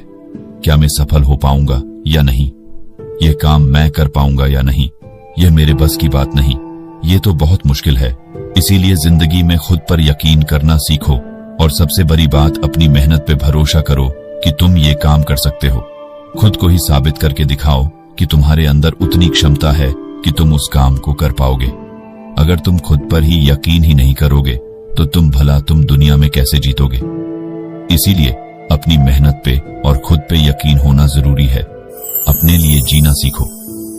देखो, जिंदगी में अगर तुम्हें सब कुछ मिल भी जाएगा और सब कुछ तुम बना भी लोगे और तुम सफलता के रास्ते पे चल भी पड़ोगे, लेकिन ये बात सच है, यहाँ पे कोई किसी का साथ नहीं देता। तुम्हारी जिंदगी तुम्हारी जिम्मेदारी है। तुम जो कुछ भी करोगे अपने लिए, तुम जो कुछ बनोगे अपने लिए, जो कुछ भी सीखोगे अपने लिए, और हर हाल में तुम्हारा दोस्त बस तुम ही हो। इसलिए खुद से दोस्ती करो, खुद से प्यार करो, क्योंकि यहाँ पे कोई किसी का साथ नहीं देता और ना ही कोई किसी की मदद करने वाला है। इसीलिए इस बात को तुम कभी मत भूलो और तुम हर परिस्थिति में अकेले चलने की आदत डालो। अकेले रहना सीखो और अकेले मेहनत करना सीखो, क्योंकि ये जरूरी है और ये सच है। ये सारी बातें सुन के उस नौजवान के जीवन में बहुत परिवर्तन आया और वह पूरी तरह से बदल गया। उम्मीद है आपको ये कहानी पसंद आई होगी और आपने इससे कुछ सीखा होगा। अपने सुझाव हमें कमेंट बॉक्स में दीजिए। आइए नई कहानी शुरू करते हैं। इस कहानी को अंत तक सुने, क्योंकि यह कहानी आपकी जिंदगी बदलने वाली है। शहर में एक नवयुवक अपने जीवन से बहुत परेशान था, क्योंकि वह कामयाब होना चाहता था, लेकिन वह नहीं हो पा रहा था, क्योंकि उसका मन उसको अपना गुलाम बना रखा था। उसके मन में हमेशा 1000 विचार चलते रहते थे और जब भी वह पढ़ने बैठता तो उसके मन में अनावश्यक विचार आ जाते थे। जब वह पढ़ने बैठता तो उसके मन में बाजार की बातें, गाने, फिल्में और अन्य विचार आते थे। बाजार की बातें, गाने, फिल्म में वो सारी चीजें जो उसे देख रखी थी, वो सब उसका दिमाग में आती। मन बार बार घूमने को कहता कि यार पढ़ाई छोड़, किताब को बंद कर और चल कहीं और चलते हैं। जैसे ही वह किताब खोल के थोड़ी देर पढ़ता, उसके मन में अचानक ये सारे फालतू के ख्याल आने लगते, जैसे उसका मन उसे पढ़ने से रोक रहा हो। मन कह रहा है कि चल बाहर घूम के आते हैं, चल बाहर कुछ मस्ती करके आते हैं, और यही चीज उन्हें आगे बढ़ने नहीं दे रही थी। ये विचार उसे पढ़ने से रोकते और उसके ध्यान को भटकाते, जिससे वह कभी भी ध्यान से पढ़ने में सक्षम नहीं हो पाता था। इस वजह से उसका ध्यान विचलित हो जाता था। एक दिन उसके दादा ने उसे बताया कि जंगल में एक महात्मा आए हुए हैं जिनके पास हर समस्या का समाधान है। अगर तुम कामयाब बनना चाहते हो तो उनके पास जाओ और अपनी समस्या उन्हें बताओ। उन्हें निश्चित रूप से तुम्हारी सहायता करेंगे। अब तुम्हें देर नहीं करनी चाहिए, तुम चुपचाप वहां चलो क्योंकि इसमें तुम्हारी भलाई है। वह नवयुवक महात्मा के पास गया और देखा कि महात्मा नदी के किनारे ध्यान में लगे हुए हैं। उसने महात्मा के पास बैठकर कहा, महात्मा, मैं बहुत दूर से आया हूं, अब आप भी मेरी जिंदगी बचा सकते हो। लेकिन महात्मा अपनी आंखें नहीं खोली। धीरे धीरे 1 घंटा बीत गया, लेकिन महात्मा की आंखें नहीं खुली। उसने फिर महात्मा से कहा, मैं बहुत दूर से आया हूं, आप अपनी आंखें खोलिए, मैं आपके पास मदद के लिए आया हूं। थोड़ी देर बाद महात्मा ने आखिरकार अपनी आंखें खोली और बोले, मुझे उससे क्या लेना देना। उस नवयुवक ने कहा, अजीब बात है, मैं तो आपके पास बहुत दूर से आया हूं और आप कह रहे हैं कि मैं क्या करूं। महात्मा ने कहा, हां, मैं इसमें क्या कर सकता हूं, तुम्हारी समस्या तुम्हारे अंदर है, मुझे वह तो दिख नहीं रही। अगर सच में तुम्हारे पास परेशानियां हैं तो एक काम करो। महात्मा ने कहा, ठीक है, फिर तुम उस परेशानियों को मेरे पास ला कर दो। नवयुवक ने कहा, यह क्या बात हुई, मैं ऐसा कैसे कर सकता हूं, कैसे वह परेशानियों को आपके पास ला कर दूं, यह तो हो ही नहीं सकता। महात्मा ने कहा, जब तुम वह विचार लाकर दे ही नहीं सकते तो इसका मतलब है कि वह विचार तुम्हारे अंदर है। नवयुवक ने कहा, महात्मा, मुझे कुछ समझ नहीं आ रहा है कि आप क्या समझाना कहते हैं। मैं आपके पास इसलिए आया हूं कि मैं परेशान रहता हूं, मेरा मन चिंतित रहता है, मैं कभी किसी काम में ध्यान नहीं लगा पाता और जब भी ध्यान लगाने की कोशिश करता हूं, मन में अनावश्यक विचार आ जाता है और मेरा मन भटक जाता है। महात्मा ने कहा, चलो नदी में ध्यान से देखो और बताओ कि तुम्हें क्या दिखाई दे रहा है। उस दिन नदी में ध्यान से देखने के बाद उसने कहा, मुझे बांस, पानी और काफी सारे पत्थर दिखाई दे रहा है। महात्मा ने कहा, तुम नदी के अंदर जाओ और देखो, नदी में से एक सफेद पत्थर उठाकर लाओ। लड़का नदी के बीच गया और सफेद पत्थर ढूंढने लगा, लेकिन उसे मिल नहीं रहा था। महात्मा ने पूछा, क्या तुम्हें सफेद पत्थर दिखाई दे रहा है? लड़का ने कहा, हां, मैं उसी को ढूंढने की कोशिश कर रहा हूं। थोड़ी देर बाद महात्मा ने पूछा, तुम क्या सोच रहे हो? मैं कुछ नहीं सोच रहा हूं, मैं सोच रहा हूं कि वो पत्थर सफेद मुझे मिल क्यों नहीं रहा। महात्मा उसके पास गए और उसके सर को पकड़कर नदी में कुछ पल के लिए डाल दिया। लड़का बिल्कुल घबरा गया, डर गया और मानो उसकी मौत हो जाएगी। फिर महात्मा ने उसे बाहर निकाल दिया। महात्मा ने कहा, यह क्या तरीका है? क्या आप मुझे मारना चाहते हो? महात्मा ने कहा, अब तो मुझे बताओ कि जब तुम नदी में अंदर थे तब तुम्हारे मन में क्या ख्याल आ रहा था? लड़का ने कहा, महात्मा, आप ऐसी बातें कर रहे हैं, जिसके सिर पर मौत नाच रही हो वो भला किसी और चीज के बारे में कैसे सोच सकता है? मैं बस यही सोच रहा था कि कैसे भी करके मैं इस पानी से बाहर निकलूं और अपनी जान को बचाऊं। मेरे दिमाग में और कोई भी ख्याल नहीं था। महात्मा ने कहा, यह सबक है। ध्यान का यही फल है कि जब तुम्हारे दिमाग में सिर्फ एक ही विचार चलेगा, तभी तुम उस एक विचार पर ध्यान कर पाओगे। जब तुम पत्थर को ढूंढ रहे थे, तब तुम्हारे मन में सिर्फ वही विचार था। आसपास की चीजों के बारे में भी तो सोच रहे थे, इसलिए तुम्हें पत्थर नहीं मिल रहा था। यहां देखो, ये रहा सफेद पत्थर, लेकिन जैसे ही मैंने तुम्हारा सिर पानी में डाला, तुम्हारी जान पर बन आई या नहीं? अब तुम्हारे मौत करीब थी, इसलिए तुमने सब कुछ छोड़कर अपनी जान बचाने की कोशिश की। कैसे भी करके मेरी जान बच जाए। उस समय तुम्हारे दिमाग में अपनी जान बचाने के अलावा और कोई भी ख्याल नहीं था। यही ध्यान है, यानी एकाग्रता। मतलब सिर्फ एक समय पर एक चीज के बारे में सोचना। देखो, हमारा दिमाग सिर्फ एक समय में एक काम के लिए ही बना है। हमारा दिमाग एक समय में दो काम सही से नहीं कर सकता है। इसलिए जब हम ध्यान करते हैं तो हमें चाहिए कि हमारे मन में कोई और ख्याल ना आए, क्योंकि जब कोई और ख्याल आएगा तब आप कोई भी एक चीज पर ध्यान लगा ही नहीं सकते। यही चीज पढ़ाई के साथ भी होता है। इसलिए मन को एकाग्र करना जरूरी है। कुछ चीजें हैं जिंदगी को बर्बाद कर देती हैं, लेकिन अगर आप स्टूडेंट हो तो आपको अपने काम पर फोकस करना चाहिए, तभी आप जिंदगी में कामयाब हो पाओगे। इतना सुनकर वह लड़का समझ गया कि जिंदगी में कामयाब होने के लिए फोकस का होना जरूरी है। जब हम एक लक्ष्य के साथ काम पर फोकस करते हैं तो हम कामयाब होते हैं। फिर उसने महात्मा से पूछा, महात्मा, आप मुझे ये बताइए कि मैं कामयाब होने के लिए वह कौन नियम अपनाऊं जो मेरी जिंदगी में काफी मददगार साबित हो। तब महात्मा ने कहा, जिंदगी में एक बात हमेशा याद रखना, तुम खुद को बनाते हो। मतलब तुम जो कुछ भी करते हो, जो कुछ भी देखते हो, जो कुछ भी सीखते हो, जहां भी जाते हो, हर वो चीज तुम्हें सबक सिखाती है। और तुम जैसे माहौल में रहते हो वैसे तुम बन जाते हो। हम अपनी भविष्य का खुद निर्माण करते हैं।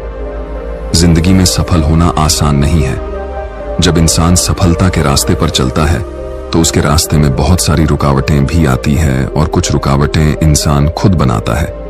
इसलिए कुछ गलतियां ऐसी होती हैं जो गलतियां तुम्हें नहीं करनी चाहिए, और कुछ काम ऐसे हैं जो इंसान को नहीं चाहिए।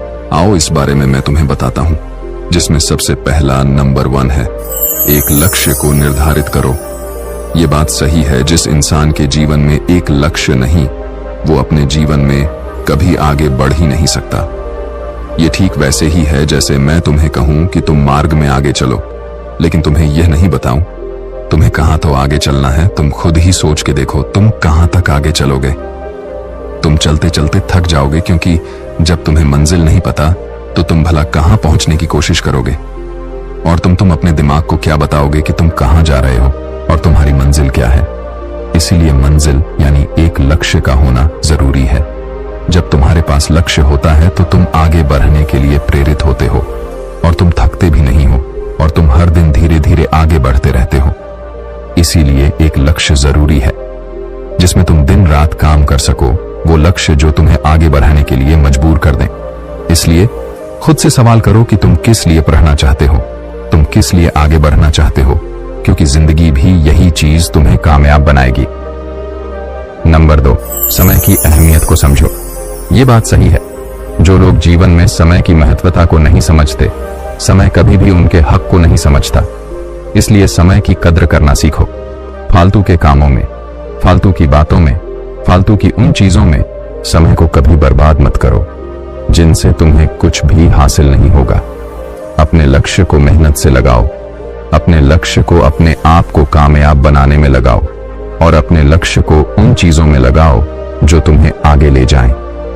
फालतू की वो लोग जो हमेशा रास्ते के रुकावट बनाते हैं, जो हमें गलत रास्ते पर लेकर जाते हैं, उन लोगों से दूर रहो, तभी तुम्हारी भलाई है। नंबर 3, सवेरे उठने की आदत डालो। रोज सुबह जल्दी उठने का नियम बनाएं। ऐसा इसीलिए क्योंकि सुबह के वातावरण में गजब की ऊर्जा होती है। साथ ही उस समय दिमाग पूरी तरह से फ्रेश होता है, जिस कारण उस समय की गई पढ़ाई हमेशा याद रहती है। इतना ही नहीं, इस समय पढ़ते समय कठिन से कठिन सवालों को भी आसानी से हल किया जा सकता है। सुबह जल्दी उठने के लिए रात को समय पर सोना भी जरूरी है। साथ ही शारीरिक और मानसिक स्वास्थ्य को बनाए रखने के लिए 7-8 घंटे की नींद आवश्यक है। ये सब बात सही है।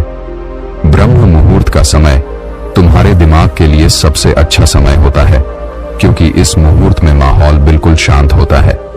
तुम सुबह उठकर ध्यान क्रिया करके पढ़ाई कर सकते हो। तुम देखोगे कि तुम जो भी पढ़ोगे वो तुम्हें याद रहेगा और वो जीवन भर तुम उसे कभी नहीं भूलोगे। इसीलिए ब्रह्म मुहूर्त वरदान है। और अच्छी सोच रखें और खुद को प्रेरित करें। हमेशा अपनी सोच अच्छी रखें और खुद को आगे बढ़ाने के लिए प्रेरित करते रहें। अच्छी सोच से मन में सकारात्मक ऊर्जा बढ़ती है, जो विद्यार्थी जीवन में बहुत जरूरी है। वहीं दूसरी ओर अगर कोई काम करने में कठिनाई महसूस हो रही है तो ऐसे में बिल्कुल भी निराश नहीं होना चाहिए। ऐसे वक्त में जरूरत होती है खुद को प्रेरित करने की। खुद को प्रेरित करें कि कोई भी काम असंभव नहीं है और उस कार्य को करने का प्रयास करें। चूंकि हर स्थिति में सकारात्मक सोच रखना भी मुमकिन नहीं है, इसलिए ऐसी स्थिति जब दिमाग केंद्रित न हो और मन में नकारात्मक विचार आने लगे तो अपने माता पिता और अभिभावक से सलाह जरूर ले लेनी चाहिए। हमेशा प्रसन्न रहें। विद्यार्थी जीवन में हमेशा खुश रहने का प्रयास करें। खुश रहने से आप न केवल अच्छी तरह से स्टडी कर पाएंगे बल्कि दूसरों के साथ आपके संबंध भी अच्छे बने रहेंगे। दरअसल जो भी लोग हमेशा मुंह लटकाए रहते हैं उनसे कोई भी बात नहीं करना चाहता है। वहीं एक मुस्कान के साथ अगर आप दूसरों से मिलते हैं तो उन पर इसका सकारात्मक असर पड़ता है। उम्मीद है आपको ये कहानी पसंद आई होगी और आपने इससे कुछ सीखा होगा। अपने सुझाव हमें कमेंट बॉक्स में दीजिए। आइए नई कहानी शुरू करते हैं। नमस्कार दोस्तों, एक बार के बारे में बताया जाता है कि वहां हिमालय की गोद में एक अत्यंत पवित्र स्थान पर एक साधु ने अपनी तपस्या शुरू की और वहां से कभी नहीं गए। उन्होंने तपस्या करते करते कई 100 साल बीता दिए और उनके चेहरे पर एक अद्भुत तेज था जिसे उनकी अगंभीर ध्यान और आत्मसमर्पण की प्रतीक्षा कर रही थी। उस साधु के पास अपार ज्ञान और अद्वितीय शक्ति थी जिसने उन्हें अनन्य बना दिया था। उनकी आत्मा का विशाल सागर था और उनकी आंखों में विश्व की सृष्टि की अद्वितीयता की झलक थी। वे उस स्थान का हिस्सा बन गए थे जैसे हर पत्थर और पैर उनके साथ बोल रहे हों। एक बार एक युवक यात्री अपने आत्मा के शोध में हिमालय के ऊंचे शिखर पर यात्रा कर रहा था। उसने सुना था कि इस खंडहर में एक अत्यंत शक्तिशाली साधु बसे हुए हैं जिनके पास अपने प्रश्नों के उत्तर हैं। उसने तय किया कि वह उस साधु के दर्शन करेगा, लेकिन यह सफर इतना आसान नहीं था।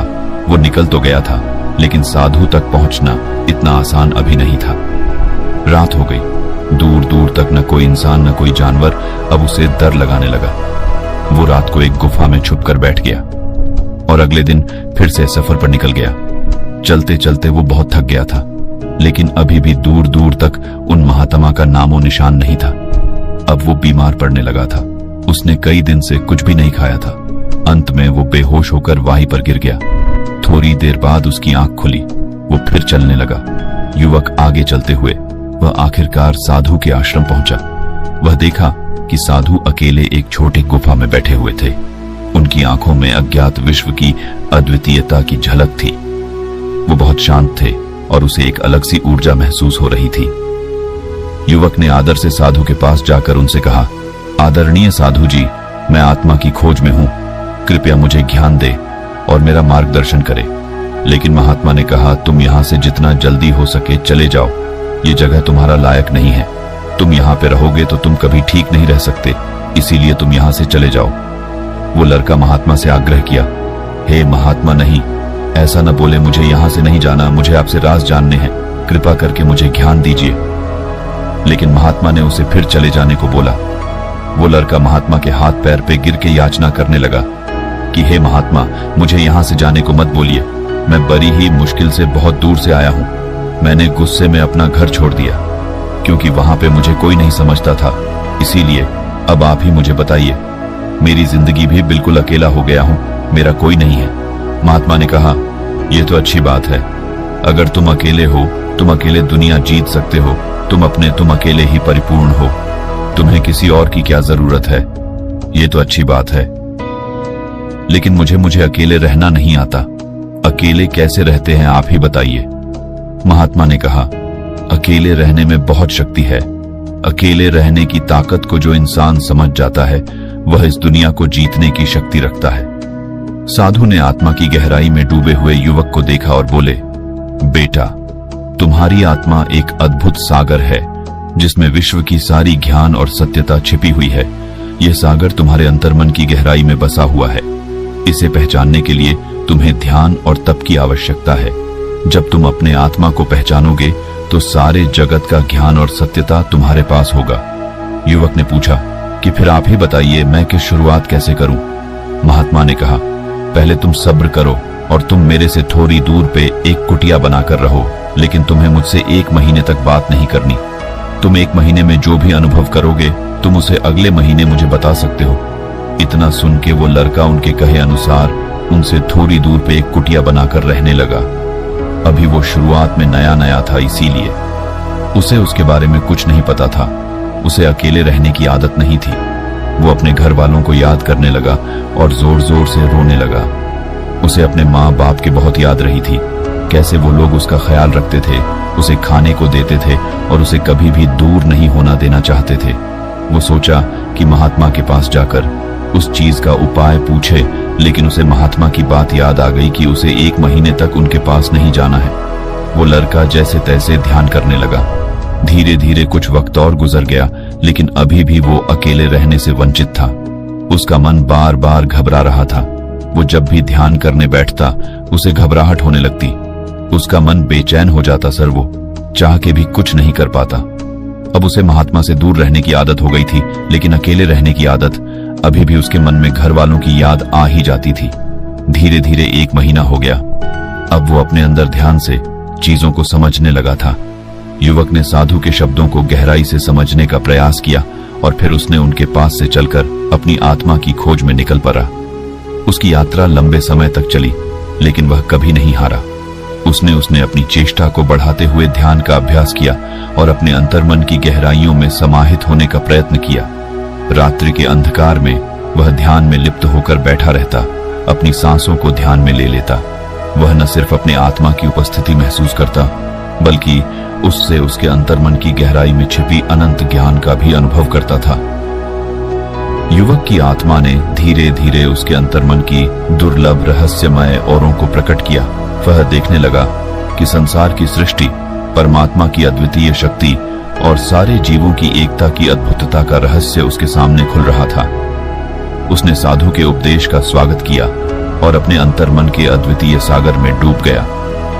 धीरे धीरे उसके ज्ञान और संवेदनशीलता में वृद्धि हुई और वह अब संसार के रहस्यों को समझने और उसके साथ मिलकर जीने की कला सीख रहा था। जिन विशाल समय के लिए उस साधु ने तप किया था, उस युवक ने कुछ ही दिनों में उसी अद्वितीय ज्ञान और शक्ति को प्राप्त कर लिया था। उसकी आत्मा अब स्वतंत्र थी, ज्ञान से परिपूर्ण थी। फिर उसने महात्मा से पूछा, अब काफी वक्त हो गया है, अब आप मेरे सवालों के जवाब दीजिए। महात्मा ने कहा, पूछो, क्या पूछना चाहते हो? लड़के ने कहा, अब मेरा कोई सवाल नहीं है, मेरा सिर्फ एक ही सवाल है कि अकेले रहने के क्या फायदे हैं। तब महात्मा ने कहा, अब मैं तुम्हें अकेले रहने कुछ फायदे बताता हूं। तुम इस बातों को ध्यान से सुनना हो, क्योंकि अब तुम्हारी जिंदगी बदलने वाली है। तुम्हारा मन बार बार भागता है, क्योंकि मन को अकेले रहना पसंद नहीं, इसीलिए मन चंचल है। लेकिन जो अगले रहे हैं ये आदत डाल लेते हैं या नहीं, अपने मन को अपने साथ रखना सीख लेते हैं। ये मन उनके लिए हर एक चीज करता है। 1. स्वतंत्रता और आत्मनिर्भरता। अकेले रहने से व्यक्ति को अपनी स्वतंत्रता और आत्मनिर्भरता की अधिकता होती है। वह अपने निर्णयों पर पूरी तरह से निर्भर होता है और अपने जीवन को अपनी मर्जी से चलाता है। उसे किसी भी समय, किसी भी कार्य के लिए किसी से अनुमति की आवश्यकता नहीं होती, जिससे उसका जीवन उसके स्वाधीनता और निर्भरता की भावना में वृद्धि होती है। अकेले रहने से व्यक्ति को अपने विचारों, मान्यताओं और मूल्यों को पुनर्विचार करने का समय मिलता है। वह अपनी प्राथमिकताओं के लिए स्पष्टता से निर्णय लेता है और अपने जीवन को संचालित करता है। स्वतंत्रता की यह भावना व्यक्ति को अपनी स्थिति पर पूरी तरह से जिम्मेदारी लेने के लिए प्रेरित करती है। वह अपने सपनों और लक्ष्यों को प्राप्त करने के लिए संकल्पित होता है और अपने प्रयासों में समर्थ होता है। आत्मनिर्भरता के माध्यम से व्यक्ति स्वयं के साथ समय बिताने का अवसर प्राप्त करता है। वह अपने रोजाना के कामों और जीवन के क्षेत्रों में स्वायत्त रूप से प्रबंधन करता है और अपनी क्षमताओं का विकास करता है। अकेले रहने से व्यक्ति को अपनी सक्षमता और निजी शक्तियों पर विश्वास होता है। वह अपने आप में स्थिर और मजबूत महसूस करता है, जिससे उसका आत्मविश्वास बढ़ता है और वह जीवन के हर चुनौती का सामना करने के लिए तैयार होता है। 2. स्वाधीनता की भावना। अकेले रहने से व्यक्ति को स्वाधीनता की भावना महसूस होती है। वह अपने विचारों, अभिवृत्तियों और दृष्टिकोण पर पूरी तरह से निर्भर होता है और अपने जीवन के हर क्षण को अपने नियंत्रण में रखता है। स्वाधीनता की यह भावना व्यक्ति को अपनी स्थिति पर पूरी तरह से जिम्मेदारी लेने के लिए प्रेरित करती है। वह अपने सपनों और लक्ष्यों को प्राप्त करने के लिए संकल्पित होता है और अपने प्रयासों में समर्थ होता है। स्वाधीनता की भावना व्यक्ति को अपने स्वतंत्रता की कीमत को समझने में मदद करती है। वह खुद को अपने फैसलों के लिए जिम्मेदार समझता है और अपने जीवन के प्रत्येक क्षण को खुद से समझने का अवसर प्रदान करता है। अकेले रहकर व्यक्ति अपनी पसंदीदा गतिविधियों में लिप्त हो सकता है और अपने मन की शांति और सुख की खोज में निकल सकता है। वह अपने आप के साथ समय बिताने के माध्यम से अपने स्वास्थ्य और आत्मिक विकास का ध्यान रख सकता है। स्वाधीनता की भावना व्यक्ति को अपने जीवन में अपने मार्ग को चुनने की क्षमता प्रदान करती है। वह अपने करियर, रिश्ते और सपनों के प्रति अपने आत्मविश्वास में वृद्धि करता है और स्वतंत्रता से जीने का आनंद उठाता है। स्वाधीनता की भावना व्यक्ति को स्वतंत्रता के लाभों का अनुभव कराती है, जैसे कि स्वतंत्रता का आनंद और खुद पर निर्भर रहने का आत्मविश्वास। वह अपने जीवन के हर पहलू को अपनी पसंदीदा तरीके से अनुभव करता है और खुद के साथ संतुष्ट और पूर्ण महसूस करता है। 3. शांति और स्थिरता। अकेले रहने से व्यक्ति को अपने आत्मिक शांति और स्थिरता का अनुभव होता है। वह अपने आप के साथ बसते हैं, जिससे उन्हें अधिक शांति और संतुलन की अनुभूति होती है। अकेले रहने से व्यक्ति को अपने आत्मा के साथ समर्पित होने का समय मिलता है। वह ध्यान और ध्यान में रहकर अपने आत्मा की गहराई को समझने में सक्षम होता है। यह उसके मन को शांति और स्थिरता की दिशा में ले जाता है। अकेले रहने से व्यक्ति को स्वयं के साथ उपयुक्त समय बिताने का मौका मिलता है। वह अपने मन की आवाज को सुनते हुए अपनी पसंदीदा गतिविधियों में लिप्त हो सकता है और इससे अपनी मानसिक स्थिति में सुधार देख सकता है। आत्मनिर्भरता के माध्यम से व्यक्ति अपने जीवन के हर पहलू पर स्वामित्व प्राप्त करता है। वह अपने मन की ऊर्जा को अपने उत्कृष्टता के लिए उपयोग करता है और इससे उसका जीवन साधनात्मक और संतुलित होता है। अकेले रहने से व्यक्ति को अपनी आत्मा की उच्चता और गहराई में जाने का अवसर मिलता है। वह अपने आत्मा के साथ उसकी संवाद बढ़ाते हैं और इससे उसका आत्मविश्वास और आत्मसम्मान बढ़ता है। शांति और स्थिरता की अनुभूति से व्यक्ति को अपने जीवन के हर पहलू पर संतुष्टि मिलती है। वह अपने आत्मा के साथ सच्चाई और पूर्णता की अनुभूति करता है, जिससे उसका जीवन अधिक खुशहाल और स्थितिगति से भरा होता है। 4. स्वस्थ मानसिक स्थिति। अकेले रहने से व्यक्ति की मानसिक स्थिति में सुधार होता है। वह अपने आत्मा के साथ संवाद करता है, जिससे उसकी चिंताओं और तनाव को कम किया जा सकता है। अकेले रहने से व्यक्ति को अपने आप के साथ समय बिताने का मौका मिलता है। वह अपने विचारों, भावनाओं और अनुभवों को स्वीकार करने का समय निकाल सकता है। यह उसके मानसिक स्थिति को स्थिर और सुधार करने में मदद करता है। स्वतंत्र और अकेले होने के कारण व्यक्ति को अपनी मानसिक स्थिति को समझने और उस पर नियंत्रण पाने का अवसर मिलता है। वह अपने मन की ऊर्जा को सक्रिय और सकुशल तरीके से प्रवाहित करता है। अकेले रहने से व्यक्ति को अपने विचारों को शुद्ध करने के लिए समय मिलता है। वह अपनी चिंताओं और दुविधाओं को समझता है और उन्हें हल करने के लिए स्थिर मन से प्रयास करता है। स्वतंत्रता के साथ व्यक्ति को अपनी पसंदीदा गतिविधियों में लिप्त होने का समय मिलता है। ये गतिविधियां जैसे कि ध्यान, योग, शिल्प, संगीत, लेखन आदि मानसिक संतुलन और सुख के लिए उत्तम हो सकती हैं। अकेले रहकर व्यक्ति अपने आत्मा के साथ शांति और स्थिरता की खोज में निकल सकता है। यह उसे अपने जीवन के महत्वपूर्ण मुद्दों पर ध्यान केंद्रित करने में मदद करता है और उसे अपने लक्ष्यों की ओर अग्रसर बनाता है। अकेले रहने से व्यक्ति को अपनी व्यक्तिगत गहराई का परिचय होता है। वह अपने असली स्वभाव और प्राथमिकताओं को समझता है और इससे अपने जीवन को और बेहतर तरीके से जीने की क्षमता प्राप्त करता है। इस प्रकार हिमालय की गोद में बसे एक अद्वितीय साधु की तपस्या और ज्ञान ने उस युवक के जीवन को एक नई दिशा दी और उसे असीम सफलता की ओर ले जाया। उसने अपने आत्मा के साथ एक अद्वितीय संबंध बनाया और सभी के लिए प्रेरणा का स्रोत बन गया। ये कहानी हमें यह सिखाती है कि हमारे जीवन में सफलता की राह का मार्ग हमारे अंतर्मन में ही छिपा होता है। ध्यान और तप से हम अपने आत्मा के साथ संवाद स्थापित कर सकते हैं और अपने जीवन को सफल और समृद्ध बना सकते हैं। यह हमें यह भी याद दिलाती है कि हर यात्रा की शुरुआत और सफलता का सिर्फ एक ही रास्ता होता है, अपने आत्मा की ओर। उम्मीद है आपको ये कहानी पसंद आई होगी और आपने इससे कुछ सीखा होगा। अपने सुझाव हमें कमेंट बॉक्स में दीजिए। आइए नई कहानी शुरू करते हैं। जंगल के बीच में एक बुढ़िया रहती थी। कहते थे उस बुढ़िया को बहुत ज्ञान था, उसे हर चीज के बारे में पता था और दूर दूर से लोग उस बुढ़िया को ढूंढने और उससे मिलने आते थे, लेकिन वह शायद ही बुढ़िया किसी से मिल पाती। वो किस्मत वाला ही होता जिससे बुढ़िया की मुलाकात होती है। एक समय की बात है, एक बार शहरी लड़का उस बुढ़िया को खोजने के लिए जंगल में निकल पड़ा। उसने सुना था कि बुढ़िया कहती थी कि शब्दों में जीवन को बदलने की ताकत होती है।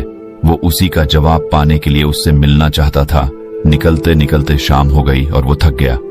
2 दिन लग गए, लेकिन जंगल के एक छोर से उस छोर तक उसे कोई भी आश्रम नहीं दिखा। आखिरकार अंत में उसे एक छोटी सी झोपड़ी दिखाई दी। उसने देखा कि उसमें एक लाइट जल रही है। वो वहां पे गया तो देखा कि वहां पे सिर्फ एक लड़की थी। उसने लड़की से बोला कि क्या आप वही बुढ़िया हो? लड़की ने कहा नहीं, वो मेरी माँ है, लेकिन वो वहां पे है नहीं। उसने कहा कि मुझे उस बुढ़िया से मिलना है, मुझे उसके बारे में बताओ। लड़की ने उसे 3 टोकरियां दी और कहा तुम इसे लेकर जंगल की सीधी दिशा में चले जाओ और कहीं भी मुड़ना मत। उस टोकरी में से एक काफी आकर्षित सुगंध आ रही थी। लड़के ने पूछा आखिर इस टोकरी में है क्या और इसमें से इतनी सुगंध क्यों आ रही है? उसने बोला मुझे नहीं पता, लेकिन अगर मेरी माँ मिले तो उनको तुम ये जरूर से दे देना। उसने बोला ठीक है, कहां इसे लेकर तुम सीधे चलते रहो, लेकिन याद रखना ये सफर आसान नहीं है। रास्ता जैसा भी हो तुम बस चलते रहना। तुम्हें उससे मिलना है तो तुम्हें सीधी दिशा में चलना होगा। रास्ते में विपत्तियां आएंगी, लेकिन तुम हमेशा सच बोलना। उसने कहा ये क्या बात है, हमेशा सच बोलना? आखिर मुझसे रास्ते में कौन मिलने वाला है? उसने कहा मुसीबतें। लड़की ने समझाया कि शब्दों में बहुत ताकत होती है जिसे तुम अपने जीवन को बदल सकते हो। उसने कहा ये एक मजाक की बात है, शब्दों से भला जीवन का कोई कैसे बदल सकता है? उसने पूछा कि तुम बढ़िया से क्यों मिलना चाहते हो? उसने बताया कि वही जो तुम कह रही थी, जो तुम अभी बोला कि शब्दों में जीवन बदलने की ताकत है। ये कैसे होता है, मुझे इसके बारे में बताओ। फिर उस लड़की ने जवाब दिया कि तुम इस टोकरी को लेकर सीधे जाओ, लेकिन रास्ते में मुड़ना मत, और कोई भी मिले तो तुम हमेशा सत्य बोलना। बस याद रखना हर मुसीबत पे बस तारीफ करनी है और सच बोलना है। लड़का निकल गया। थोड़ी दूर जाने पर उसे गहरी खाई दिखाई दी। उसके पास कोई रास्ता नहीं था। वो धीरे धीरे नीचे उतरने लगा। उसे कुछ समझ नहीं आ रहा था कि वो आखिर ये सब क्यों कर रहा है। वह नीचे उतरा, एक टोकरी गिर गई। उस टोकरी को निकालने के लिए और खाई में कूदा और ऊपर आया तो देखा कि एक शैतान खड़ा था जो उसे मरकर खाना चाहता था। शैतान ने बोला कि तुम भी मुझे ये टोकरी दे दो। उसने कहा नहीं, मैं तुम्हें नहीं दे सकता। शैतान ने पूछा आखिर ऐसा क्या है इस टोकरी में? उसके मन में सिर्फ एक ही बात थी कि उसे बुढ़िया से मिलना है, चाहे किसी भी कीमत पे, चाहे जो मर्जी हो जाए, वो बुढ़िया से मिलकर ही रहेगा। उसने शैतान से बोला कि तुम मुझे जाने दो, नहीं तो बहुत बुरा होगा। उसने कहा कैसे बुरा होगा? तुम मेरा भला क्या बिगाड़ लोगे? तुम तो बहुत छोटे हो और मैं खूंखार शैतान। तब तक उसे लड़की की बात याद आ गई। उसने याद आया कि सिर्फ तारीफ करनी है और सच बोलना है। सच का तो पता नहीं, लेकिन उसने सोचा कि चलो तारीफ कर दूं। मुझे वैसे भी नहीं पता इस टोकरी में क्या है, तो भला मैं इसे कैसे बता सकता हूं किस टोकरी के अंदर क्या है? इससे तो अच्छा है कि मैं इसकी तारीफ कर दूं। लड़के ने उस शैतान की तारीफ करना शुरू कर दी। उसने बोला तुम बड़े बलवान, धीर और खूबसूरत दिख रहे हो। तुम्हें देख के लगता नहीं कि तुम खूनी हो और तुम किसी का शिकार कर सकते हो। उस लड़के ने उस शैतान की बहुत तारीफ करी। शैतान प्रसन्न हुआ और उसे वहां से जाने दिया। वो शैतान मन ही मन बहुत खुश हो रहा था और लड़का भी धीरे धीरे आगे निकल गया। लड़का जैसे ही आगे निकला, अब शाम हो गई। उसके मन में सवाल थे कि आखिरकार इस टोकरी में ऐसा क्या है जो उस लड़की ने मुझे दिया? कुछ बात तो होगी। लड़के के समझ में कुछ आता इससे पहले रात हो गई और वहीं पे पैर के नीचे विश्राम करने लगा। वो गहरी नींद में सो रहा था। वो काफी थक गया था, इसलिए उसे नींद आ गई। वो सोया ही था कि पैर के ऊपर से एक सांप उसके नीचे आते हुए दिखाई दिया। सांप उसके सामने बिल्कुल आकर बैठा हुआ था। उसकी आंख खुली, वो बिल्कुल डर गया। सांप ने कहा, तुम डरो मत, तुम मुझे बस ये बता दो, किस टोकरी में मेरे खाने कोई चीज है? उसने कहा, नहीं, इसमें तुम्हारी कोई खाने की चीज नहीं है। तब तक फिर उसे उसकी की बात आई कि झूठ नहीं बोलना और सिर्फ तारीफ करनी है। उसने कहा, यहाँ पे मैं नहीं बता सकता कि इस टोकरी में है क्या है। दरअसल उस टोकरी को देख हर कोई उसकी तरफ आकर्षित होता था, क्योंकि उसमें से एक सुगंध आ रही थी और उस सुगंध की वजह से हर कोई उसकी तरफ आकर्षित हो रहा था। लड़के ने सोचा कि यह अभी भी तारीफ करनी है, इसीलिए उसने सांप की तारीफ करनी शुरू कर दी। उसने सांप से कहा, तुम तो इच्छाधारी नाग प्रतीत होते हो। सांप तो अचंभा हुआ कि मैं इच्छाधारी कैसे हो सकता हूं। उसने कहा, नहीं, मेरे इच्छाधारी नाग नहीं हूं, मैं तो एक साधारण सा सांप हूं। तुम्हारे टोकरी से खुशबू आ रही है, इसलिए मुझे लगा कि इसमें कोई खाने की चीज है, इसलिए मैंने तुमसे पूछा। लड़के ने कहा, नहीं, कुछ बात तो है। पक्का तुम इच्छाधारी नाग हो?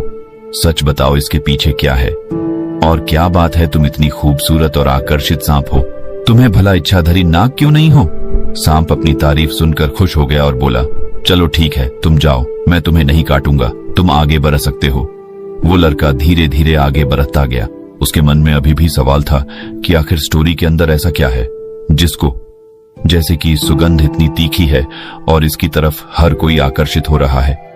कुछ बात तो है, कहीं ये बुढ़िया बेवकूफ तो नहीं बना रही है, कहीं ऐसा तो नहीं किसी वजह से मैं फंस जाऊं, क्या बात हो सकती है? यही सोचते हुए आगे बढ़ चला। धीरे धीरे वो आगे बढ़ता चला। थोड़ी देर बाद उसे बुढ़िया दिखाई दी। बुढ़िया को देखकर खुश हो गया कि चलो शुक्र है, अब तो मिल गई। बुढ़िया उसे देखते ही पहचान लिया, क्योंकि उसके हाथ में टोकरी थी। बुढ़िया ने उसे टोकरी मांगा और तब लड़के ने सबसे पहले पूछा कि पहले तुम मुझे ये बताओ कि टोकरी में ऐसा क्या है, आखिर ये खुशबू की चीज की आ रही है?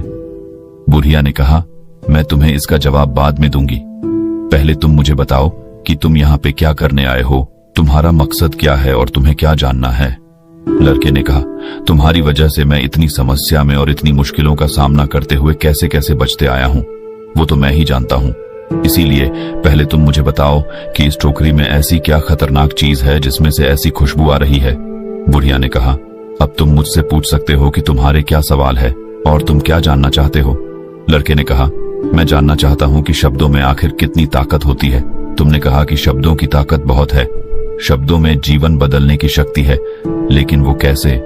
बुढ़िया मुस्कुराई और बोली, तुम इतनी दूर से सफर करते हुए आ रहे हो, लेकिन क्या तुम्हें इतनी छोटे से बात का और ये तुम्हारे सवाल का जवाब नहीं मिला? लड़का बोला, नहीं, ये हम क्या मजाक है? बुढ़िया ने कहा, दरअसल तुमने जिनको जवाब दिया, क्या तुमने देखा कि तुमने जैसे ही उनसे तारीफ करी, तुमने उनसे जैसे बात करी, तुम साथ वैसे होते गए। तुम सोच के देखो, अगर तुम उस राक्षस को सच बता दिए होते, लेकिन तुम्हें सच तो पता ही नहीं था, लेकिन तुमने सिर्फ उसी की तारीफ करी, यानी तुमने उसके लिए अच्छा बोला और अच्छा बोल देने से ही वो खुश हो गया और उसने तुम्हें जाने दिया। यानी तुम्हारे शब्दों में इतनी ताकत है, अगर तुम चाहो तो तुम वहां पे मर सकते थे और अपनी जान से हाथ धो बैठते, लेकिन तुम्हारे शब्दों ने ही तुम्हें जीवन दान दिया और तुम आगे तक बढ़े। वो सांप भी चाहता था, तुम्हें मार सकता था, और वो चाहे तो वो भी तुम्हें खा सकता था, लेकिन फिर भी तुमने उसकी तारीफ करी, उसके लिए अच्छा बोला, इसीलिए तो वहां से बच गए। सोच के देखो, अगर तुमने किसी के बारे में भी झूठ बोला होता, या तुमने किसी के बारे में भी कुछ गलत बात बोली होती, या तुम लड़ने के बारे में सोचते, तो तुम कभी भी ऐसा नहीं कर पाते और न ही तुम जित पाते।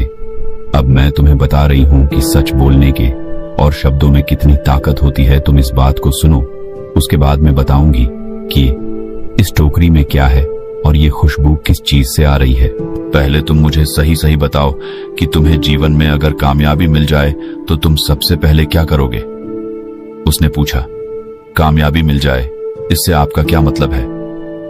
बुढ़िया ने बोला, मतलब कि अगर तुम्हें ढेर सारा धन दौलत मिल जाए और अगर तुम कामयाबी के शिखर पर पहुंच जाओ तो तुम खुद को कैसे देखोगे और तुम क्या करोगे? लड़का कहा, अगर ऐसा कुछ मेरे जीवन में होता है, लेकिन मेरे पास तो पैसा ही नहीं है, मैं ऐसा करूंगा क्यों? बुढ़िया ने बोला, तुम बस सोच के देखो, सोचने में क्या जाता है? सोचने से तुम चीज हो, कल्पना करोगे और तुम उसे महसूस कर सकते हो। तुम बस मुझे ये बताओ कि अगर तुम्हें धन मिल जाए तो तुम क्या करोगे? थोड़ी देर सोचने के बाद उसने जवाब दिया कि मैं इस दुनिया घूमना चाहूंगा, इन पहाड़ों, नदियों, शहरों और हर वो चीज और हर वो सच्ची जगह पे घूमना चाहूंगा जो घूमने लायक है, और मुझे लगता है कि ये सबसे अच्छी बात है। तभी उसका ध्यान आता है और वो अचानक से सदमे में चला जाता है और कहता है, मेरे पास पैसा नहीं है तो मैं घूमूं और कैसे? बुढ़िया ने जवाब दिया, अगर सिर्फ सोचने मात्र से तुम्हारे अंदर उस काम को करने की हिम्मत आ रही है तो भला सोच के देखो। अगर तुम ऐसा कर पाते हो तो फिर क्या होगा? जिंदगी में एक बात हमेशा याद रखना, हम जैसा सोचते हैं वैसा हम करते हैं और वैसा हम बन जाते हैं। जो हमारी सोच है हमारी भविष्य का निर्माण करती है और वैसे ही हम होते जाते हैं। इसीलिए जिंदगी में कुछ पाने के लिए या कुछ बनने के लिए सबसे पहले हमें सोचना जरूरी है। हमें चाहिए कि उस बारे में सोच के हमें दिन प्रतिदिन उस पर काम करना जरूरी है।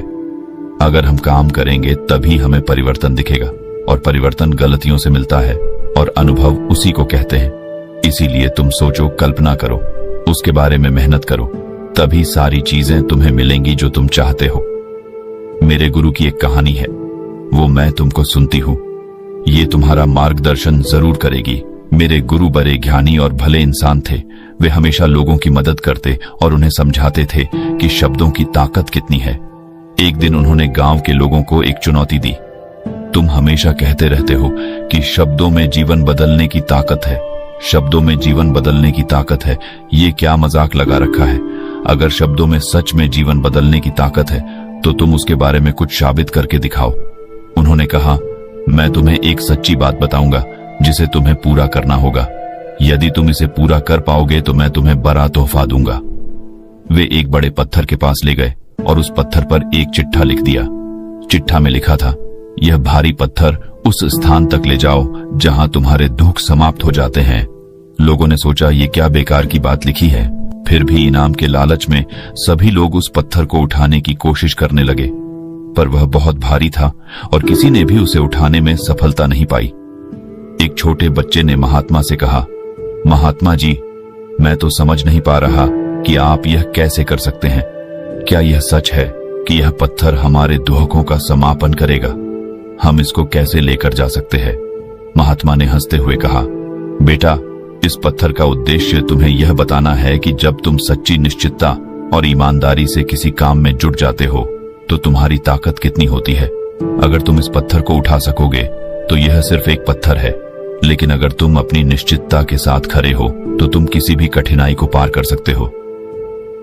इस पर उस छोटे बच्चे ने फिर से पत्थर की ओर देखा और अचानक उसने देखा कि उस पत्थर को उठाना मुमकिन है। उसने अपनी सारी ताकत और ईमानदारी का उपयोग करके पत्थर को उठा लिया। दरअसल वह एक पत्थर की आकृति थी, लेकिन अंदर से बिल्कुल खोखला था। लेकिन वो देखने में इतना बड़ा था जैसे कि वो बहुत भारी हो। लोग जोर तो लगा रहे थे, लेकिन उनके मन में बात बैठी हुई थी, ये पत्थर बहुत भारी है, और वह चाहकर भी उसे हिला नहीं पा रहे थे। वो जोर तो लगाते, लेकिन के मन में बार बार ये चीज आती थी, ये पत्थर हिलने वाला नहीं है और ना ही ये कहीं जाने वाला है। क्यों? ये पत्थर बहुत भारी है, लेकिन सिर्फ उस शब्दों की ताकत से उसे समझ लेने से वो पत्थर हल्का हो गया। ये सारी चीजें और सारा बस हमारे मन का है और कुछ भी नहीं। जीवन में हम जिस काम को बहुत ही मुश्किल समझते हैं, जिसे हम बहुत असंभव समझते हैं, हमें ये लगता है कि ये बहुत ही असंभव है, इस काम को हम कर नहीं सकते, लेकिन सच में वो सिर्फ मन का वहम है और हम चाहते हुए भी उस काम को कर नहीं कर पाते। महात्मा ने उसे एक बड़ा तोहफा दिया और कहा, बेहद शक्तिशाली और सच्चे शब्दों की ताकत को समझने के लिए तुम्हें यह चुनौती दी गई थी, तुमने उसे पूरा किया है। अब यह तोहफा तुम्हारे उस संघर्ष की प्रतिबिंब है जिसे तुमने जीता है। सफलता पाने के लिए कुछ महत्वपूर्ण नियम होते हैं जिन्हें अक्सर सफल लोग अपनाते हैं। ये नियम उन्हें उनके लक्ष्य की ओर आगे बढ़ने में मदद करते हैं और उन्हें अपने सपनों को हासिल करने की सिद्धि तक पहुंचाते हैं। अंत में ये लड़के ने पूछा कि वो सब तो ठीक है, मैं समझ गया, लेकिन अगर इस टोकरी में है क्या? बुढ़िया ने कहा, दरअसल इस टोकरी में कुछ भी नहीं है। इसमें कुछ खास फूल है जो मैंने अपने संध्या बंधन के लिए मंगवाए थे। ये फूल यहां नहीं मिलते। इन फूलों में इतनी सुगंध है कि सबको आकर्षित कर लेते हैं, और इन फूल की जिज्ञासा ही तुम्हें यहां तक लेके आई है। उस लड़के को सारे सवालों के जवाब मिल गए और उसने उससे बूढ़िया का धन्यवाद कहा और वहां से खुशी खुशी चला गया और अपने जीवन में कामयाबी के रास्ते पर निकलने लगा। उम्मीद है कि आपको यह कहानी अच्छी लगी होगी और आपने इस कहानी से कुछ सीखा होगा। अपने सुझाव हमें कमेंट बॉक्स में दीजिए और ऐसी ही ज्ञानवर्धक कहानी सुनने के लिए हमारे चैनल ट्रू लाइन को सब्सक्राइब कर लीजिए। मिलते हैं एक नई कहानी में। धन्यवाद।